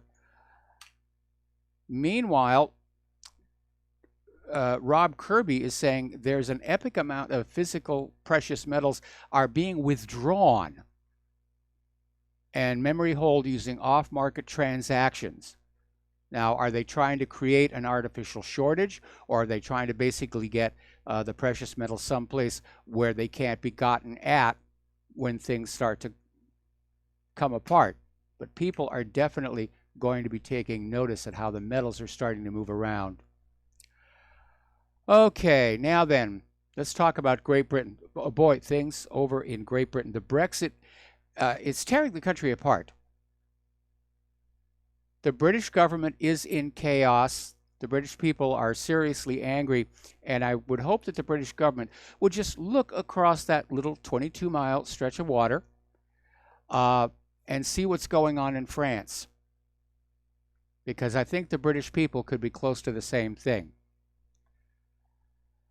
And unfortunately, Theresa May and the Remainers are still trying to find some way they can scuttle this deal and take it away from the British voters. The latest tactic, okay, is the European Union is going to offer to extend Article 50 beyond the March deadline next year if Theresa May loses the parliamentary vote on the withdrawal agreement. In other words, it'll move to March of 2020. Give the Remainers more time to try and subvert what's going on with the Brexit. May is due to travel to Brussels on December 13th, 2 days after the parliamentary vote on the 11th. And the report is saying that EU leaders would be open to the idea of extending the Article 50 process if it meant avoiding a no-deal Brexit. I think that is probably going to put things over the top for the British people here. Meanwhile, 78% of the Tory members are now opposed to continuing leadership of Theresa May. This is coming out of the Orpington Conservative Association's political forum. They took a poll. 78% of the Tory members. And the Tories, that's Theresa May's party. That's like saying 78% of Republicans don't like Donald Trump. Nigel Farage is saying that if May loses this vote on December 11th, and right now it looks like she will lose by about 100 votes, there will be a crisis. And Nigel Farage is saying this is going to lead to the Remainers demanding a second Brexit referendum, and they'll just hire twice as many vote riggers this time.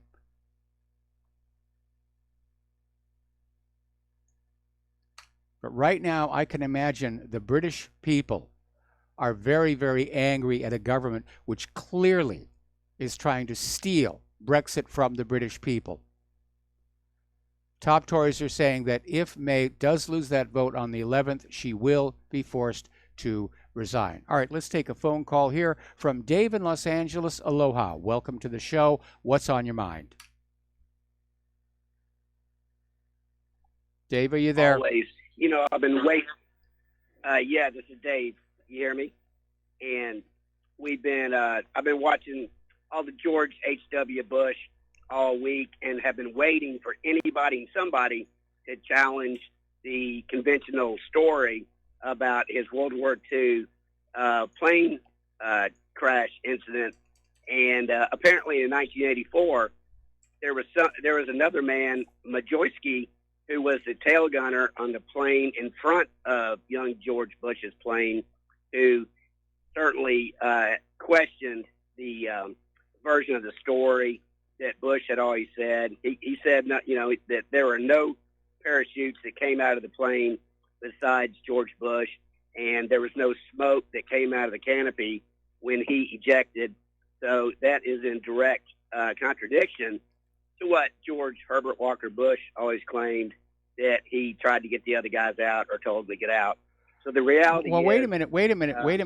Dave. Yeah, George Herbert Walker Bush in World War II flew a dive bomber. That's a single-seat airplane. There was no other crew to get out, as far as I'm aware.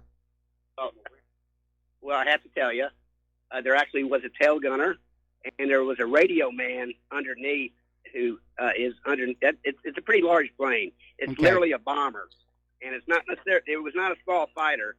I can't tell you the exact model, but the point is there were two other people, and I would just challenge or would recommend somebody take a look. In 1988, actually, the New York Post wrote an article about this, and you know, I just like all of us truth seekers, I just seek the truth. And it just seems apparent. I've been waiting all week for anybody and somebody to question the accepted version and facts of it. And so I just wanted to let you know there's more to the story than what a lot of people might think. And I would recommend anybody with naval aviation experience or knowledge on the topic to please corroborate either the article I'm reading or if they have any opinions. But thank you very much for the opportunity, and I just want you to know there's probably more to the story than anybody's talking about. Thank you very much. All right, well, I'll take a look into that. Thank you very much. We're going to let you go. The phone lines are open. All right. Getting on back to Brexit and the European Union. Apparently, Germany has basically issued a warning over the Brexit burden. Now, when Brexit first came on up, Germany said, yeah, we will be able to cover the shortfall when Great Britain leaves the EU, because Great Britain and Germany were basically holding up the rest of the EU with all those other countries who were in serious economic problems. Of course, the German people weren't too happy about that. But that was then, and this is now, and Germany is saying, because of the downturn in the economy, and especially because of the extreme financial burden of the open borders policy and all the migrants, they can no longer guarantee to cover that shortfall. In other words, they're sending a warning, find a way to keep Great Britain in the EU or you're going to run out of money. Now, Orban is over there saying that he hopes the recent European elections are going to result in politicians who understand it's a very different era. And this is an interesting statement he made. He said the Commission needs new members who will redirect this institution from an ill-advised political path to where it belongs. It is up to member states to set directions rather than Commission, and added, we don't need a Politburo. Boy, did he hit that right on the head. Because that's what the EU Commission, that's what Brussels has been evolving toward.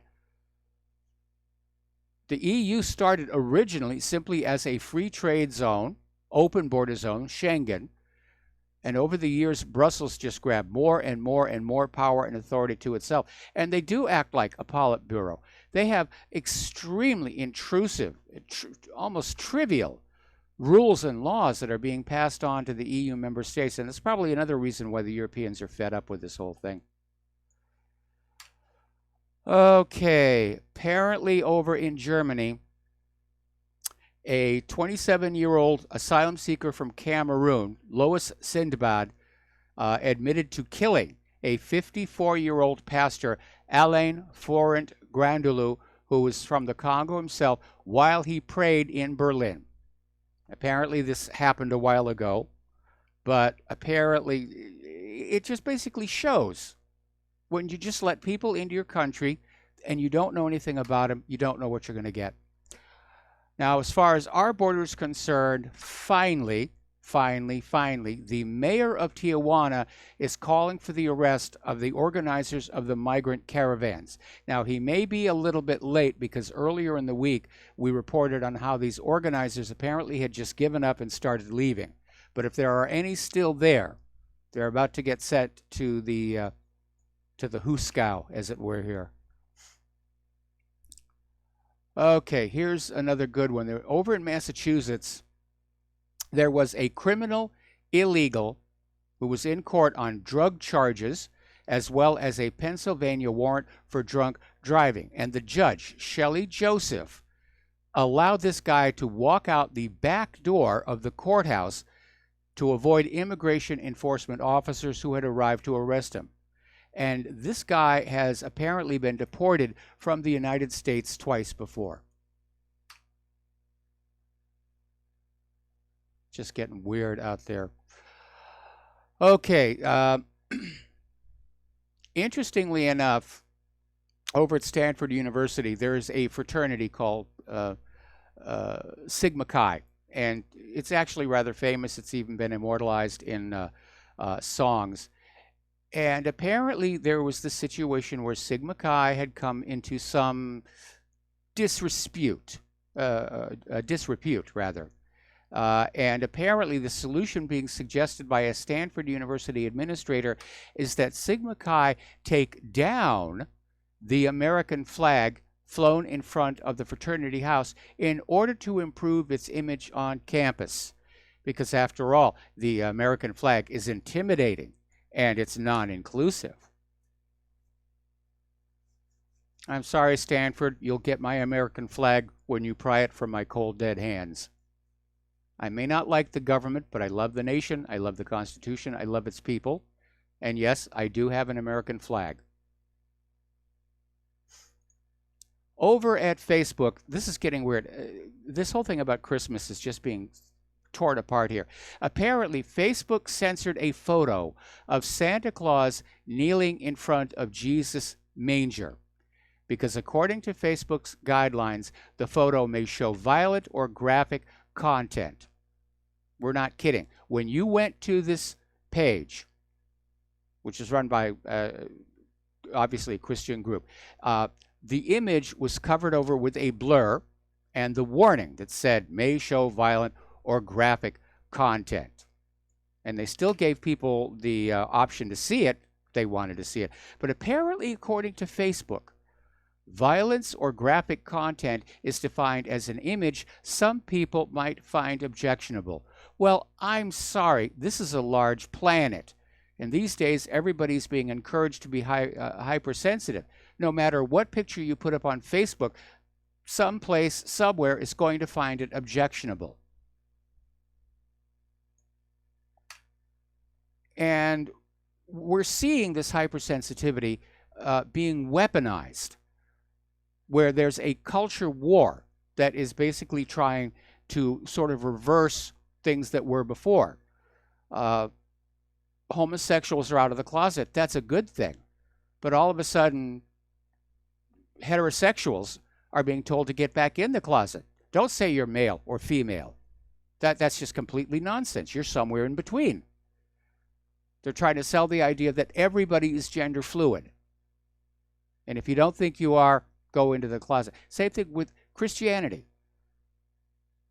They're trying to shove it in the closet because it's offending the Muslims and it's offending the Jews, and we can't have that. It really is getting ridiculous out there. Okay, we got to take another break for commercials, and we'll be right back.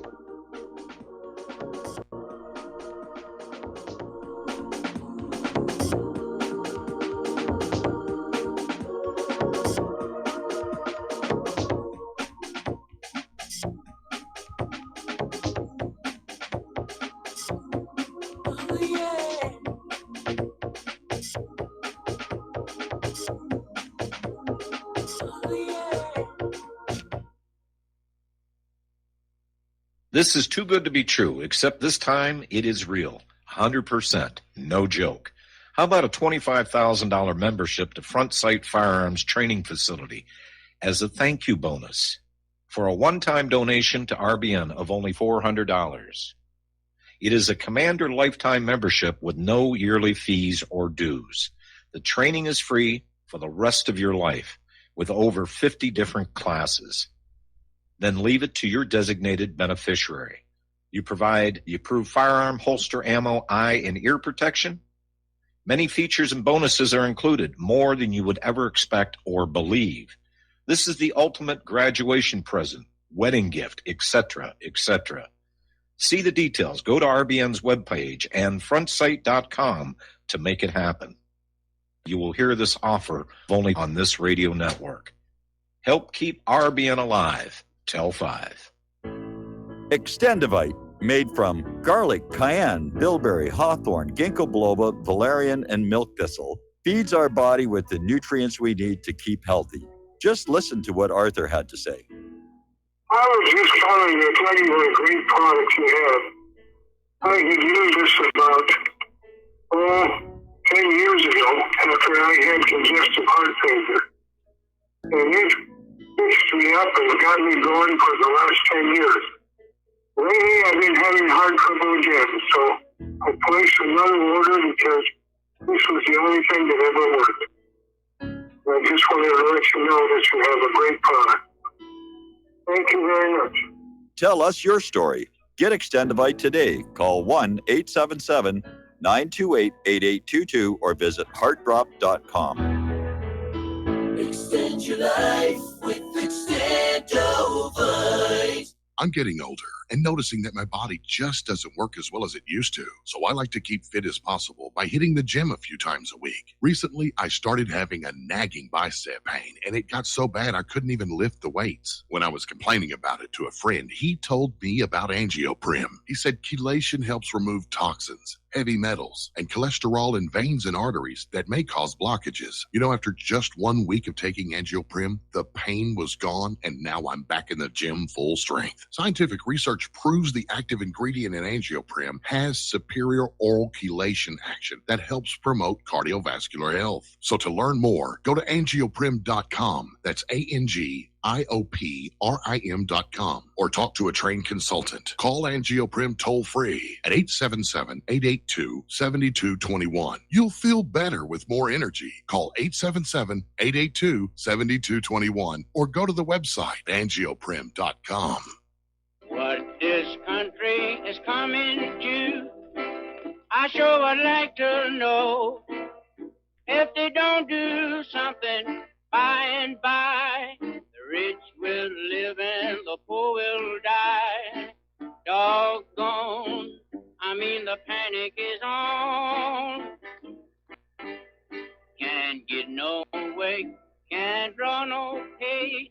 And aloha, America. Welcome back to the show here. And before we go back to the phones here, during the commercial break, I hunted down the plans for the TBM Avenger, which was the aircraft flown by George Herbert Walker Bush in World War II. And looking at it, the first thing that jumps out is that the pilot can exit the aircraft through the overhead canopy, which is generally kind of normal. But both the radio operator and the turret gunner have their own exit. It's another hatch on the starboard side aft of the wings. So there was no way that George Herbert Walker Bush, or for that matter any pilot, could actually get to them to try and render assistance. Because right behind the pilot's seat was this steel bulkhead to protect him from bullets coming in from the rear.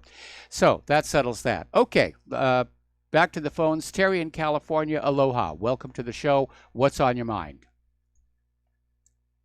Hey, Mike, Big Swear says that Deutsche Bank is way overextended with derivatives, and all those things have to do is just lean the wrong way, and then the whole thing's going to come down.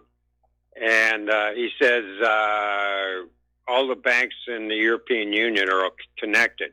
Yes. So it'll start a domino effect, and then they're actually connected to the banks in the United States. It's all network together, and when that happens, it's going to set in motion a world banking crisis that could affect everybody.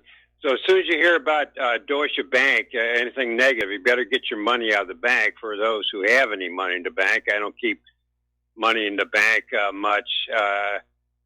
Just my Social Security check goes in there, and I spend it right away. Yes. So anyway, if that happened and the OPEC broke up, the U.S. dollar declined, it's all over. Yeah, it would be a complete and total reset. I mean, the global derivatives exposure on paper is more than the entire planet is worth. And again, it's a case of the money junkies getting their pet Congress critters to write laws that let them play these games. Because, when the economy's going up, derivatives are a great way to make a huge amount of money very quickly. But when you get caught on that downside, it's a problem. That's what took down AIG and Lehman Brothers back in 2008, is they got caught with the derivatives traffic. Well, this is a good reason to be a prepper, and that's what I'm going to do. Anyway, I just want to make that point. Thanks, Mike. Talk to you later. All right, thanks an awful lot here. And we have another caller, but I think I'm going to leave you until after station identification. Getting on back to Facebook, which seems to think Santa Claus is offensive. Apparently, they have lost their top spot on Glassdoor's Best Places to Work list. Apparently, employees have developed a bunker mentality following all these scandals that have come on out. Facebook ranked #1 last year. It's now 7th. We'll be back after station identification.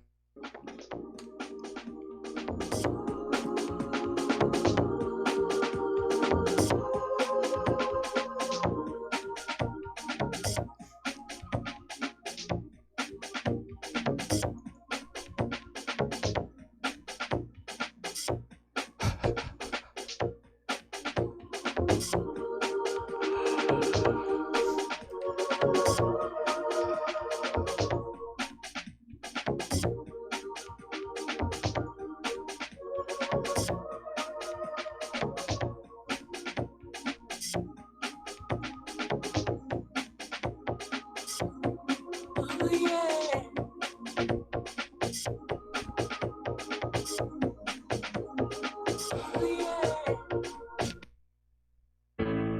reviews for Extendivite are amazing.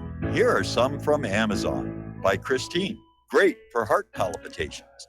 By Ann, before I started using this product, every afternoon my ankles and my hands would be swollen. That doesn't happen anymore. So if that part of their advertising is true, I have to assume that the rest of it is also. Not to mention that when I had my yearly blood test, only a few weeks after beginning to use this product, my cholesterol had dropped over 30 points. I'm going to continue to take it. By Croc, I love this product. It really works. By Brad, works great, thank you. Tell us your story. Get your Extendivite today. To order, call 1-877-928-8822. That's 1-877-928-8822 or visit heartdrop.com. Extend your life with Extendovite. You're listening to Republic Broadcasting Network because you can handle the truth.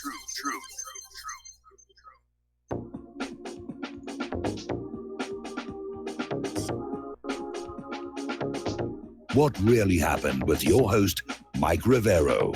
The history the government hopes you never learn. Here is your host, Michael Rivero. And aloha, America. Welcome back to our show. We're going to go back to the phones to Paul in New Jersey. Aloha, Paul. Welcome to the show. What's on your mind? Hello, Michael. Michael, since the death of George Bush, I wasn't too keen when he and with the in the name of the United States invaded Panama, which led to the death of at least 1,000 Panamanian civilians. All to arrest Manuel Noriega and then bring him to the United States to serve a 40-year sentence in Florida. Well, Noriega tried to blackmail the Bush family over the Iran-Contra cocaine smuggling because Panama was being used as a transshipment point. Yeah, but I am really disgusted with the behavior of our country. I was disgusted with it back then. That we think we can play Globo Cop and go around and arresting foreigners in their countries and then have them sent to the United States and imprisoned at American taxpayers' expense. We have El Chapo right now is in New York, and he's going to be, tried because of being the drug lord in Mexico. Why can't Mexico do it down there, right? Well, I would suspect that probably, first of all, we know, again, going back to Iran-Contra, the CIA is very much tangled up in drug smuggling. That actually goes all the way back to the Reagan administration and his Attorney General, William French Smith, who literally wrote the rules saying that the CIA did not have to report any drug activity they encountered during intelligence operations to the DEA. Well, the CIA took advantage of that and basically called it was their license to smuggle. And that's what led to all of this Iran-Contra. And it's not like they haven't been dealing in illicit substances all along. They were funding operations during Vietnam by bringing heroin back into the United States. So I think probably with El Chapo is that like Manuel Noriega, he got a little too big for his britches. And they're trying to make an example out of him to keep the other Mexican cartel leaders in line. Because with El Chapo, I don't see. He might have been a drug lord in Mexico, and he might have sent his drug couriers into the United States to bring drugs into the United States.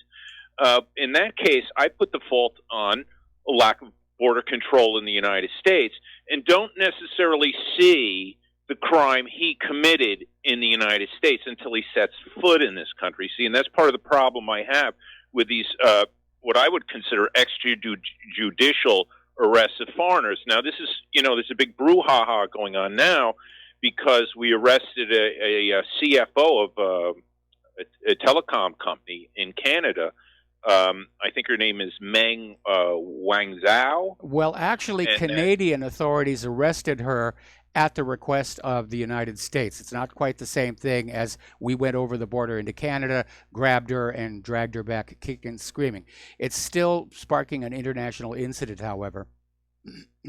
Yes, and what it really is, it's a wanton and global display. And I urge all our Chinese friends out there who are listening to be, to just take note that the United States is so slavish towards the state of Israel, so slavish in the neocon agenda of fighting Israel's enemies for them, that we will alienate 1.3 billion Chinese potential customers by this ongoing hatred towards the Iranians and the how we're enforcing sanctions on Iran. And that's what this crime of this woman, what she did. She was probably trying to sell cell phones instead of Apple cell phones to the Iranians. And so because of that, we're alienating 1.3 billion Chinese. 70 million Iranians have been alienated from the United States a long time ago, all to curry favor to this tiny little state of Israel of about, 8 million people, somewhere in that ballpark, 9 million. Yeah. So it really shows the sick priorities of the United States foreign policy, and also it undermines their claim of being for free trade. Because isn't that we've been told all the while, free trade is good, free trade will lift all boats, free trade will raise the standard of living and cause peace in the world because trading partners don't wage war against each other. And now the Chinese are seeing the abuse of somebody. She's prominent. She's a CFO. Yeah. Chief Financial Officer. She's a bigwig. And that because of American power in the weakness of Canada also to American power, we're going to have this woman extradited and tried in the United States. Yep. Just because we said on the global scale, nobody is supposed to do any business with Iran. And it really shows what a despicable, disgraceful foreign policy we have, what a despicable, actually, I consider Donald Trump, forget about it, he's despicable to me now, worshiping money over decency. And we've seen that from the way he curries favor to the Saudis. If you're going to talk about nations in the Middle East that are tyrannical, don't look at Iran, look at Saudi Arabia first. At least Iran has elections. Saudi Arabia has no elections whatsoever, and they have a king. Yes. An absolute despot, and who just murdered a journalist in Turkey at their embassy. And yet, we're working with this sick campaign of warring with the Russians, trying to get the last peg in the neocon hit list, which is Iran. And now we're alienating 1.3 billion Chinese in the process. It's just disgraceful. Yes, it is. And it's an imperial mindset, and I think they're going to set the world on fire. Anyway, listen, Paul, going to let you go here. Got a lot of news to get through before the end of the show here. We're going to do a shout out now to our on-air affiliates who are just now rejoining our network. And getting on back to the news, finishing up here with Facebook. Facebook's total value of the company has now plunged by $9.5 billion when the markets open. Apparently, there's been a document leak showing Facebook is anti-competitive. They apparently aggressively pursued competitors, used its platform to try and cripple rivals, and leveraged developers for advertising money. Very unethical business dealing. By the way, somebody just sent me in this comment here that the Christmas song, All I Want for Christmas Are My Two Front Teeth, has to be banned now because it's offensive to the meth heads. All right. Over in Sweden, there's a newspaper, Sydsvenskan. It's a regional daily headquartered in Skåne County. And apparently it was publishing an article about how Christmas celebrations are being moved from the Gustav Adolf Square to a safer location at Stortorget because there had been an attack by migrants on the Christmas fair last year. Where they goofed up is they described it as winter celebrations, saying that they didn't want to offend anybody. And of course, they succeeded in offending all of the Christians around them. Okay, this is just getting out there. Over in Nebraska, at Manchester Elementary School in Omaha, I should know that better. I've been there. The principal came out with a memo of items that are banned for the holiday season.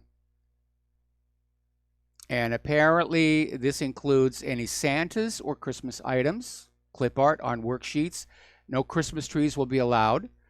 No elf on the shelf because that's linked to Christmas. You're not allowed to sing Christmas carols or play Christmas music.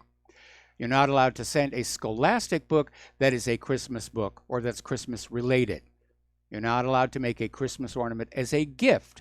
This assumes that the family has a Christmas tree, which assumes they celebrate Christmas. He's banning candy canes. That's Christmas related because the shape is a J for Jesus. Actually, no, it's supposed to be a shepherd's crook.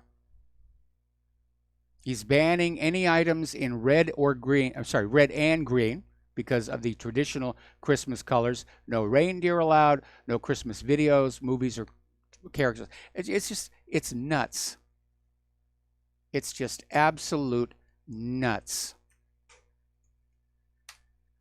That other article is right. Yeah, the Christians are being shoved in the closet here, along with heterosexuals. And here's another story that basically says the same thing. There's this Association of University and College Faculty and other professionals called the American Association of University Professors, AAUP, founded in 1915. And it just released a statement in which it condemned all attempts to define gender as biologically determined at birth, insisting that the traditional position regarding gender has been thoroughly discredited by over 50 years of feminist, trans, queer, and critical race research and by live experience. They're basically saying there is no such thing as two genders. Now, AAUP made the news before for attacking the Hungarian government for prohibiting gender studies courses in all universities. And by the way, what kind of a job are you going to get with a college degree in gender studies with which to pay off those student loans, I'd like to ask? AAUP attacked the Trump administration for pursuing a legal definition of gender that would define it as a biological, immutable condition determined at birth. And Trump didn't do that to offend anybody. He did it to keep the federal paperwork simple because all the LGBTQ, PFD, BFD, LSMFT people out there, wanted a separate box for all the some 30 different genders they now think are out there. AAUP basically attacked Poland, Brazil, and Bulgaria for their attempts to define gender traditionally. And the AAUP complained, authoritarian efforts such as this can justify racial, class, and sexual policing that disciplines forms of kinships and homemaking. So the AAUP concluded that defining gender traditionally poses a threat to academic freedom. Well, that tells us that academia has gone off into fantasy land. They want to believe there's 142 genders. My academic freedom requires the freedom to believe in 167 genders. Pretty intense over there. Okay. As you know, over in the EU, they've passed this new, very strict copyright law that's supposed to be protecting big media from copyright infringement. And one of the worst rules is Article 13, which requires all but the smallest online platforms to censor their users' videos, text messages, photos, and audio if they appear to match anything in a copyrighted works database, which, by the way, that database is crowdsourced, which means it may not even be accurate. Interestingly enough, European film companies and sport leagues are saying, no, we don't want this. It's going to make big tech stronger, and they're already have way too much power and influence over us. So there may be an interesting little fight over there. Okay, if you have Adobe Flash, there's a new zero-day exploit that's been found hidden inside Microsoft Office documents, which explains why these people I've never heard from keep sending me all these Word documents saying, you've got to see this, it's great, it's going to work, it's doing this. And I bit bucket them all the time here. But apparently this vulnerability impacts Flash Player versions 31.0.0.153 and earlier for products including Flash Player Desktop Runtime, Flash Player for Google Chrome, Microsoft Edge, and Internet Explorer 11. Adobe Flash Player installer versions 31.0.0.108 and earlier are also affected. Now, Adobe is already out there releasing updated versions to close that exploit. But what they've unfortunately allowed to happen, computer crime is a crime, and it should be treated as a crime. And instead, they've turned it into just another video game. I've got an exploit. Well, I will defeat your exploit, and I will do something back to you. Oh, no, I've got another over here. And, you know, I'm a better tech genius than you are because I can wreck your systems here. Here's an interesting little story. Apparently over at Amazon in New Jersey, 24 Amazon workers were sent to the hospital because a robot that was moving cargo around the warehouse tore open a can of what's called bear spray in a warehouse. Now, if you don't know what I'm talking about, we've all seen pepper spray. It comes in different strengths, and by far the worst is what's called bear spray, because bears are big, they get angry, and you need to really give them motivation to not come and eat you. So the 24 workers had to go to 5 local hospitals. One was in critical condition. A little bit of a whoopsie there. More concerns are being raised about privacy. This is over in the Daily Mail. And they're just out there saying everything is being harvested by big firms. Children's voice recordings, passport info, even the pregnant mother's due dates, so they can send them targeted advertising for disposable diapers or whatever. And it's just wide open on your privacy. And it's a little unsettling because as far as the mass marketing part of it is concerned, I'm not that worried. But this data is all out there, and it can and is being hacked by people who are going to put it to nefarious purposes. Now, turning over to London and specifically the Ecuadorian embassy, we have 2 conflicting stories on what's going on with Julian Assange. Russia Today came on out and said that Great Britain has provided guarantees that Julian Assange will not be extradited to any nation where he could face the death penalty when he leaves the Ecuadorian embassy in London. This is according to Ecuadorian President Lenin Moreno. And Moreno said that his administration has received these written assurances that Great Britain will not extradite Assange to any nation where he could face the death penalty. Well, apparently Julian Assange himself is not so sure, because we have this other story in which, basically, to put it in the short version, he doesn't think Moreno is telling the truth here. He's rejecting President Lenin Moreno's claim that he can leave the embassy with near liberty. So this is getting more and more bizarre. I mean, at some point, Ecuador can just physically eject him. Okay, now, speaking of Assange, this whole blow-up with The Guardian is really embarrassing. And apparently, it goes back to that article. The Guardian wrote a story about how Paul Manafort had met repeatedly with Julian Assange at the Ecuadorian embassy, and that this represented a link between the Trump campaign and Russia. Collusion. We're going to get the collusion. And the story was almost instantly discredited. The logs at the Ecuadorian embassy don't support it. The passport stamps on Paul Manafort's passport don't support it. And even the Washington Post denounced the Guardian, saying it's just bad journalism. All right. So, speaking of the Front Sight Firearms Academy, a little statistic. There's been a new study that has come on out showing that armed citizens thwart active shooters 94% of the time. If you're in a gun-free zone, you're a target. If you're not, then you can protect yourself. We got to take a break for commercials. We will be right back.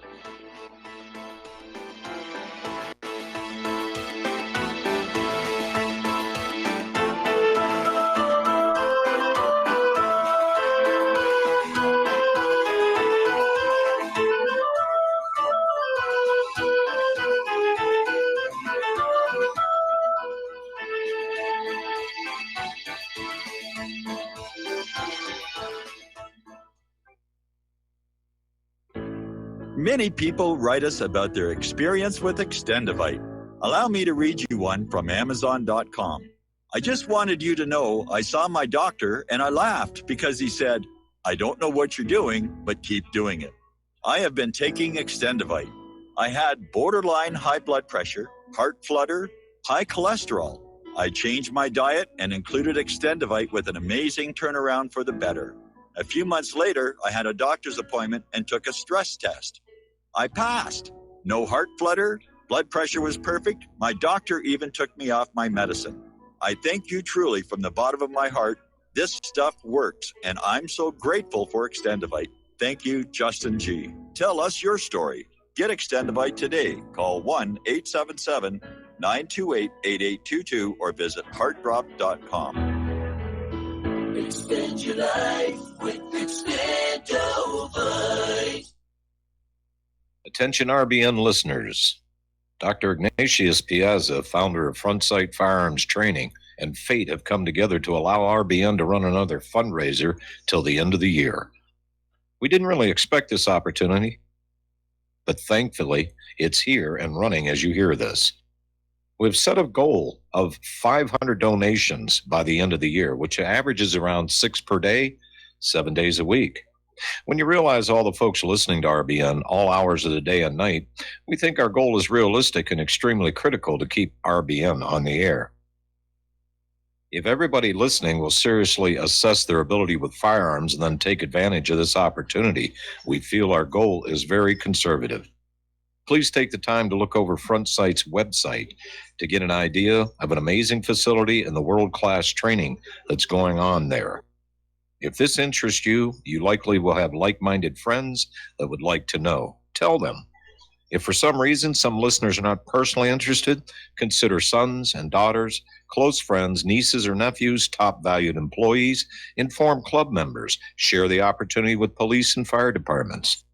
It's not too early to plan Christmas presents for special people. This fundraiser has come at an extremely critical time for RBN because the dire need for equipment upgrades. We're running on the spare tire currently with no money to fix a flat, and the fuel gauge is bouncing on E. This is one of the most valuable ways you can help RBN financially because you get Commander lifetime membership value that is 50 times your donation and can be passed on forever. How many times during life do you get to leave a legacy? See more details and contact info on our webpage, republicbroadcasting.org, and thank you. On the 5th day of global warming, Al Gore gave to me 5 dropping polar bears, $4 gas, 3 failed automakers, 2 melting ice caps, and the fear Morning documentary. And aloha, America. Welcome back to our show here. Now, as you know, there is this hashtag #MeToo movement, and it just took off following the attempt to tarnish Brett Kavanaugh's reputation with what were accusations that were free of any evidence whatsoever. Not only that, they were very, very old. Why'd you wait this long? Well, I didn't realize he was going to be a Supreme Court nominee. But there have been so many women who came out with these things, and already many of them have been discredited. It's already had a backlash. Corporations are starting to impose new rules, which basically are telling their male executives, stay away from women. Now, what's that going to do for the prospects of women getting a job at those companies? I'm sure they're going to go screaming to the government and say, you make them hire us. You make it 50-50. But even if the women get the jobs, they're going to be basically cut out.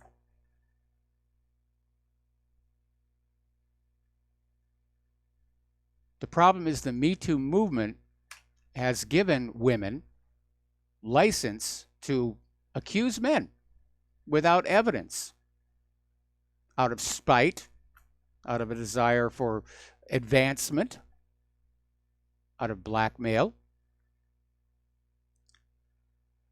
And apparently there is a new trend out there where men who are out with women are asking the women to make consent videos before sex. In other words, you're getting cozy and cuddly and you're getting ready to go.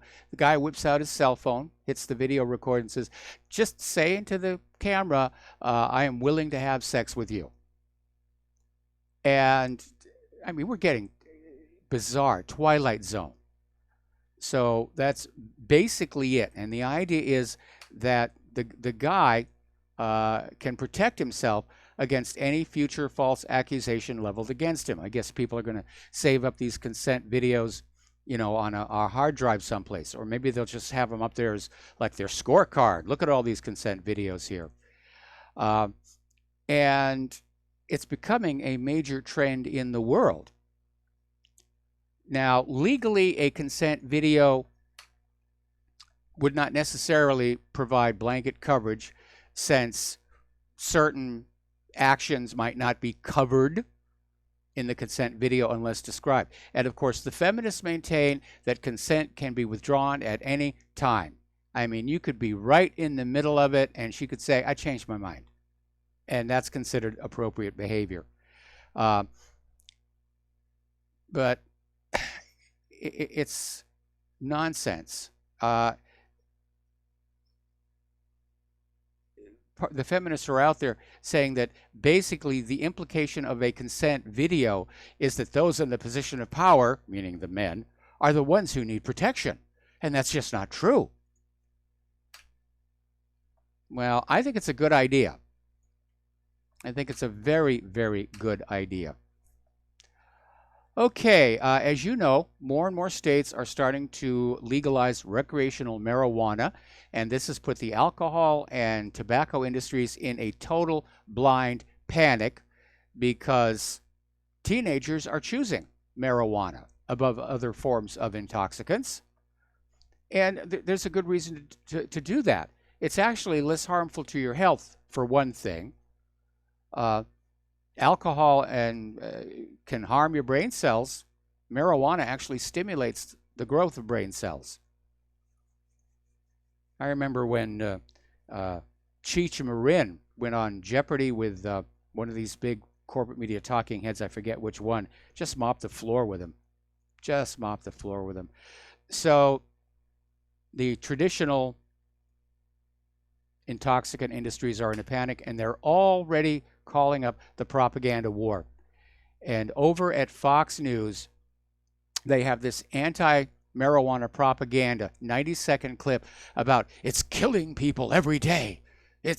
I remember when I was a kid and I got to see Reefer Madness I mean, they made you sit and watch that. Oh, and this stuff is bad for you. It's bad for you. And looking back at it in hindsight, it's some of the most ridiculous, overdone propaganda possible. I think the only thing that was more overdone and ridiculous was Bert the Turtle with Duck and Cover. But that's a big part of what the corporate news media is supposed to do. We're going to run stories and articles that help our advertisers and our friends, and we're going to go after the people they don't like. And the history of America's corporate media is filled with literally hundreds of stories of TV news departments literally falsifying news to help out their friends. One of the worst was the ABC Food Lion scandal, which resulted in an absolutely huge settlement when Food Lion sued. Food Lion, basically ABC falsified footage of bad food handling conditions inside the market. We're going to take a break for commercials. We'll be right back.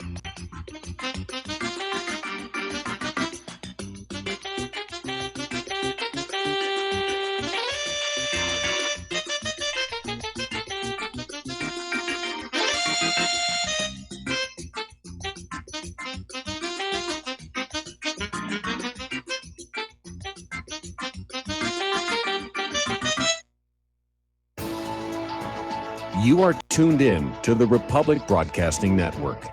Visit our website by going to republicbroadcasting.org.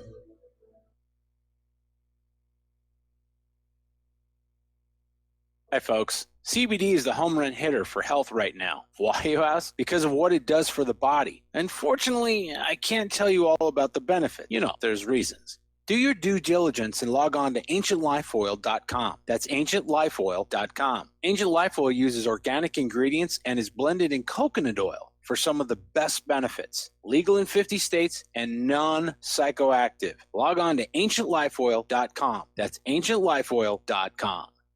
Do you worry a lot? Whether you're a college student, busy professional, parent, or grandparent, ongoing stress and elevated levels of the stress hormone cortisol can rob your memory, your health, and your future. Now you can combat the effects of stress and anxiety while improving your memory and recall at the same time with the dietary supplement Calm and Clever. Studies show that the ingredients in Calm and Clever reduce cortisol by as much as 30% in 1 to 2 weeks. Call 1-800-758-8746 or calmandclever.com. Corporate media dominates the American opinion. Finding independent voices that counter this avalanche is becoming increasingly difficult. With the endless corruption running rampant throughout our government, independent voices are needed more than ever to battle the offensive against our freedoms and liberties. As a listener of RBN, no one understands this concept better than you. Now it's up to you to do your part. The time has come for you to take action and begin broadcasting the truth to hundreds or thousands of people every month. Sound impossible? Quite the contrary. With pointed slogans from LibertyStickers.com, you can reach countless sleeping Americans unaware that they live in a real-life wonderland. LibertyStickers.com has a huge inventory of political bumper stickers and messages that reflect the truth about our government, our politicians, and the future of America. With so many in stock, there's one perfect for you. Visit us today at LibertyStickers.com. Again, that's LibertyStickers.com. Do your part. Your voice is important. Let it be heard. Many people write us about their experience with Extendivite. Allow me to read you some from Amazon.com. It really does work like the review says it does. I cannot believe that after the first few days, I didn't feel as sluggish or clogged up.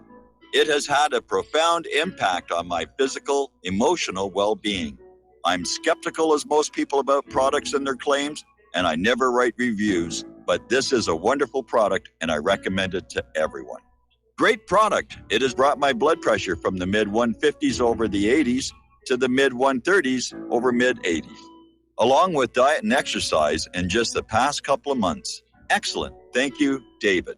Tell us your story. Get Extendivite today. Call 1-877-928-8822 or visit heartdrop.com. Extend your life with Extendivite. If you got the money, honey, we got the bombs, we'll plant 'em anywhere you like and blow up anyone. Whip this world into a frenzy, killing babies, dads, and moms. If you got the money, honey, we got the bomb.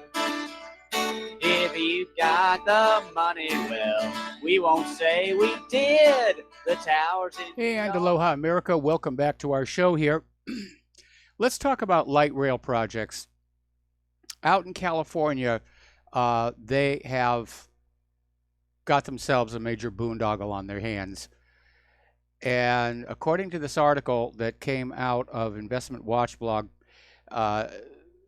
analysts are saying that it's mismanaged. California's high-speed rail project has gone on long enough. They've spent a huge amount of money. Apparently, the CHSRA, which is the California High-Speed Rail Association, has wasted huge sums of money through poor management. And apparently, the authority plans to spend billions of dollars to outfit Bay Area stations with unnecessary tunnels and viaducts rather than making elementary improvements to the operations. And a state audit has shown that the rail authority knowingly incurred massive additional cost risks by starting construction prematurely, desperate to show progress and to meet a deadline for federal funds. And apparently, the authority actually began construction in the Central Valley without having bought all the land it needed, or even completing negotiations with the freight railroads whose rights of way it planned to use. Apparently, the authority was hiring expensive consultants over the objection of its former CEO to do routine budgeting work. Now, the reason I'm hitting on this is we have the same problem here. We have a Hawaii light rail project. They're not calling it high speed. In fact, the way the tracks weave back and forth, I don't know that it's going to go all that fast. It has been plagued by problems. It is years behind schedule. It is billions of dollars over budget. There have been calls for an audit, which is being resisted by the rail authority, to nobody's surprise here. And there is now actually talk it may never be completed. And we're going to be left with this eyesore of a rail track running all along the southern part of the island of Oahu. And I mean, some of the problems they've had, but besides wrecking the roads underneath and clogging up traffic, some of the pads for the rail sections have already started to crack. They'd had to be replaced. Some of the tension bars inside the rail sections have already snapped. They've had to be replaced. All of the rail cars that had been delivered at a certain point had to be basically sent back and replaced because the frames were cracked. And the cars are built with these 4 large aluminum I-beams. And because of the way the cars are constructed, it's actually more expensive to try and take them apart and replace those I-beams than it is to simply melt them down and start all over again. But it's a huge amount of money, and the train doesn't really go a lot of places ordinary Oahuans would want to go.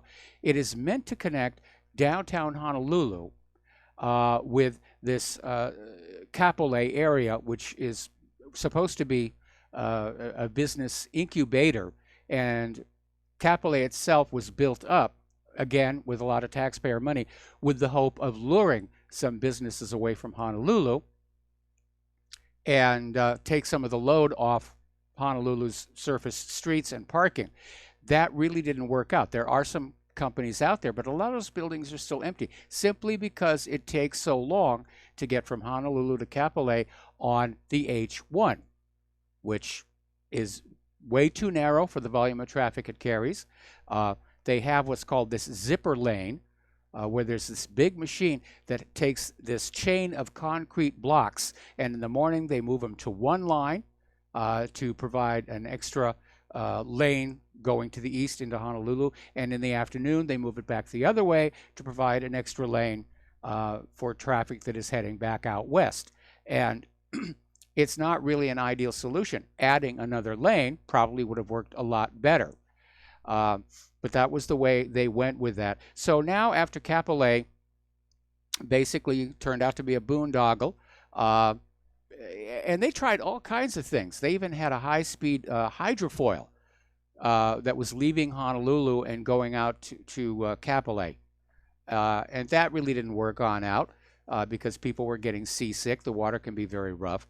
And they would have to take additional buses to get to the hydrofoil and from the hydrofoil to Capillet and back. So that didn't work. So they're building this high-speed rail, and it really is for the benefit of business and tourism. It does hit a lot of the tourist destinations, and it hits all the shopping malls all the way along.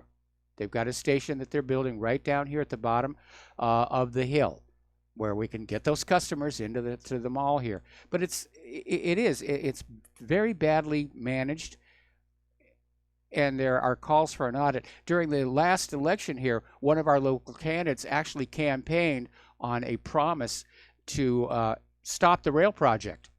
And there's a lot of people who are saying, yeah, they're never going to get this to work. And even if they do, it's not going to benefit me personally. One of the things that I have seen about it is there isn't a lot of parking space around these stations. So that means people can't drive from their home to the station. They're going to have to take another bus. It's very poorly thought out. Very, very poorly thought out.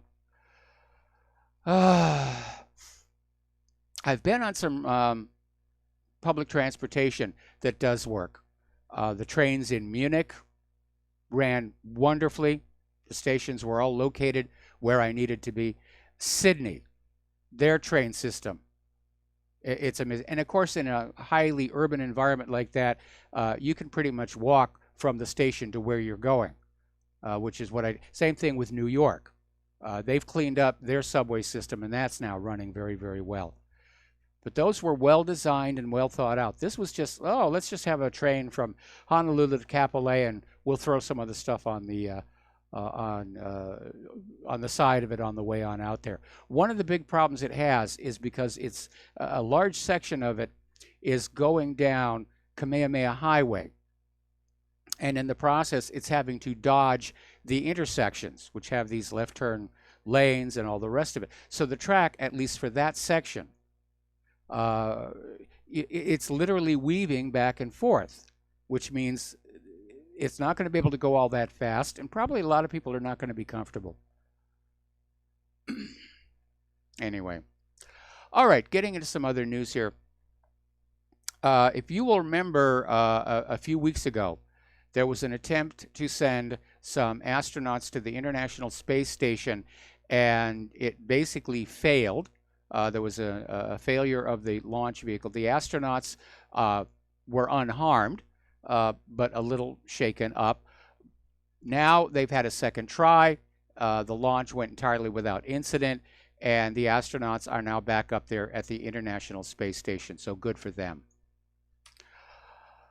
Up in Alaska, they have recorded more than 1,700 aftershocks since the big quake last Friday.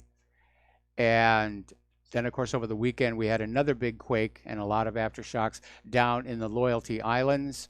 No tsunami warning from that one. The Earth is really rocking and rolling right now. Now, this is a really cool story, and I really like this. And it has to do with this Sacred Dakota Peace Pipe. And this pipe was carved. The front of it is made out of what's called pipestone by a Dakota chief named White Dog while he was held prisoner after the U.S.-Dakota War of 1862. And apparently he became very good friends with one of his captors, Lieutenant King. And he made up this very nice Native American pipe, and he gave it to him as a gift. And it got passed down in a museum and so forth and so on. And it was recently put up for auction. And it sold for $40,000 to an anonymous buyer. And that was twice what it was expected to bring at the auction. And this anonymous donor is now giving it back to the Dakota tribe. I think that is very, very cool. And we're at an age right now where we don't need to go around the world pillaging artifacts and putting them in giant museums. I mean, it's cool to see them in real life. Okay, and things like, dinosaur fossils and so forth, they can be anywhere. But I'm starting to agree with those people who are saying that culturally important artifacts that are linked to a specific people really ought to be returned to them. Because in this age of global internet, 4K television, virtual reality, we can look at these things in our homes, on our computers.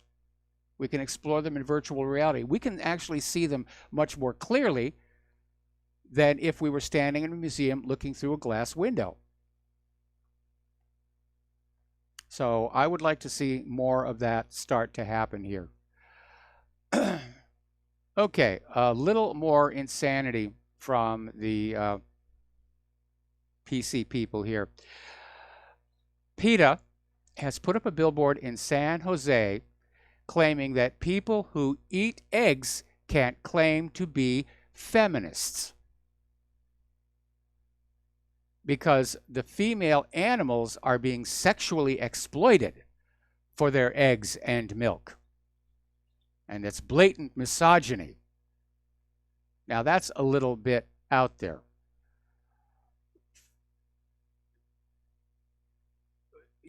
PETA, what does PETA think people are going to eat? Soylent Green? It's amazing. They're trying to link dairy products with feminism. And I'm sure there's a bunch of feminists who are going to fall for it. They're going to go right for it here. Okay, apparently research has confirmed what many chemotherapy patients had reported, which apparently more than half of the patients who receive chemotherapy report sort of being in this fog for months and sometimes years after undergoing the intensive cancer treatment. It was sort of dismissed as they're stressed, they're not sleeping. But apparently a team of Stanford University scientists has identified how the chemicals in chemotherapy affects 3 different types of brain cells, including damaging the white matter.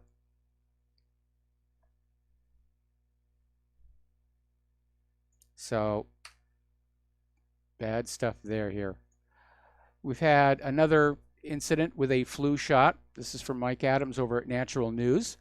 Apparently, a Las Vegas man has lost his vision. He became partially paralyzed. He's been unable to breathe without assistance since getting a flu shot last month. And apparently, a 50-year-old woman died 48 hours after receiving 8 vaccines. So that's real serious stuff here. And again, when you have a society in which the makers of products are indemnified, protected, that they can't be sued for what their products do, they have no incentive to make sure their products are safe or even effective. It's just, let's get something out there. We'll go through the song and dance of getting FDA approval, which is more and more often based on fraudulent scientific papers that are bought and paid for. We talked to, I think it was about a week ago. There's actually a company out there whose entire business is coming up with these bogus scientific papers and then finding scientists or academics who, for a small fee, will submit them as their own to the journals. Then they get back the journal copies, they take them over to the FDA and say, see, this stuff really works. It's amazing. So, apparently, the PC industry is now trapped in a battle between the immovable objects that are Intel shortages and consumer demand. And apparently a lot of it has to do with enterprises upgrading to Windows 10, which, let's be honest, it is a system hog. It really is. Microsoft is coming out with yet more fixes for Windows 10 for the October 10th update. You know, the one that had the problem with the disappearing files. They're still trying to find and fix that one. And again, why aren't they trying to fix these things before they go out the door? Why? Because all the way back in the days of the Apple II, Congress passed a law protecting the young, fragile, fledgling computer industry from product liability. And what that basically means is that if you own a business and you buy a truck for your business, and because of a design flaw it crashes and you suffer financial harm, you can sue the truck manufacturer. If you buy a computer system for your company and because of a design flaw it crashes and you suffer financial harm, you can't sue the computer or software company. One of these days you ought to really go take the trouble to read through that end user license agreement. It's completely one-sided. There's no protection for the consumers. And because marketing is always saying we need more whiz-bang, that's where the R&D effort goes, like that little live tile system on Windows 10, which annoys the heck out of me, rather than going back on in and making sure that core technology actually works. Because that's not what drives the sales. And boy, oh boy, have you seen how they're pushing it for the holiday shopping season? Oh, we got to get a new computer. New computers out there. The sales are on. I remember when I was a kid, we didn't even have Black Friday. We basically had the Macy's Thanksgiving Day Parade. That was the official start of the Christmas shopping season. And then all of a sudden, this Black Friday sales came along. And then more recently, Cyber Monday, a special day to buy computers and electronics and just flog the people out of their money.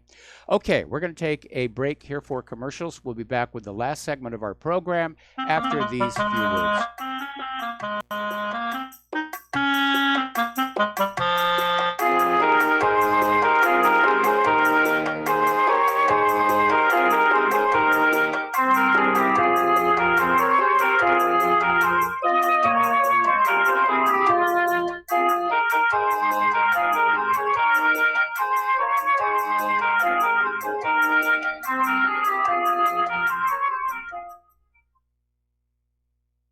Homeowners, are you in foreclosure, expecting to be served with a foreclosure lawsuit, or suspect your lender has coerced you into an illegal mortgage transaction? A huge number of mortgages made in the last 10 years have legal issues and are possibly defective. State laws and the U.S. Supreme Court have upheld that defective mortgage documents are grounds for foreclosure defense and for counterclaims in favor of the homeowner. If your mortgage has been sold or assigned since closing the loan, it may be defective and you may be paying the wrong party, and the lender may not have standing or the right to foreclose or collect payments under the law. If you would like to know if your mortgage is legal or not, or know if you are paying the right party, we can help. Our initial consultations are free of charge. We are not attorneys. We are legal researchers and work closely with experienced lawyers who know how to help you find the evidence to help you keep your home. Call toll-free 1-855-2-KEEP-IT. That's 1-855-2-KEEP-IT today. Without the right accessories, any guy can be off the mark. Whether you've invested thousands in your arsenal or you own a single trusted firearm, a visit to AROutfitting.com is in order. It's one of the finest online selections of tactical optics and AR parts and add-ons, like EOTech, quick target acquisition with no peripheral loss. Browse the full range of Nikon scopes and binoculars. AROutfitting.com can illuminate your world with Streamlight gun-mounted lights from keychain to large handhelds up to 1,100 lumens. Find some stability with Battenfield Tactical Bipods. AirOutfitting.com has CMMG gun parts, barrels, assemblies, handguards, part kits, and more, plus mag-full clips and magazines. I know I've got you excited, so take a breath. Head to AirOutfitting.com. The site's super easy to navigate and features a ton of technical info, including links to manuals. We also welcome vendor and manufacturer inquiries. Remember, if you don't see it, we can get it at AirOutfitting.com.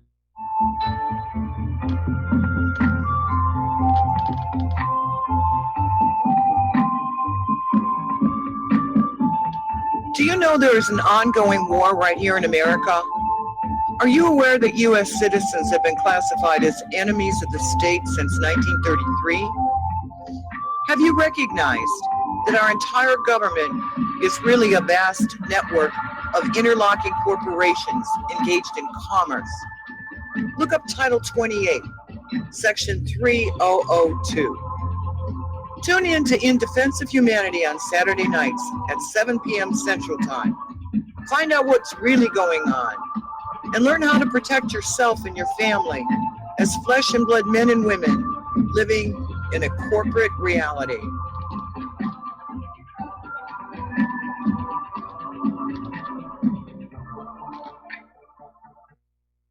Some are maxed out all their credit cards. Some are working 2 jobs and living in cars. Minimum wage won't pay for a roof, won't pay for a drink. If you gotta have proof, just try it yourself, Mr. CEO. See how far 5.15 an hour will go.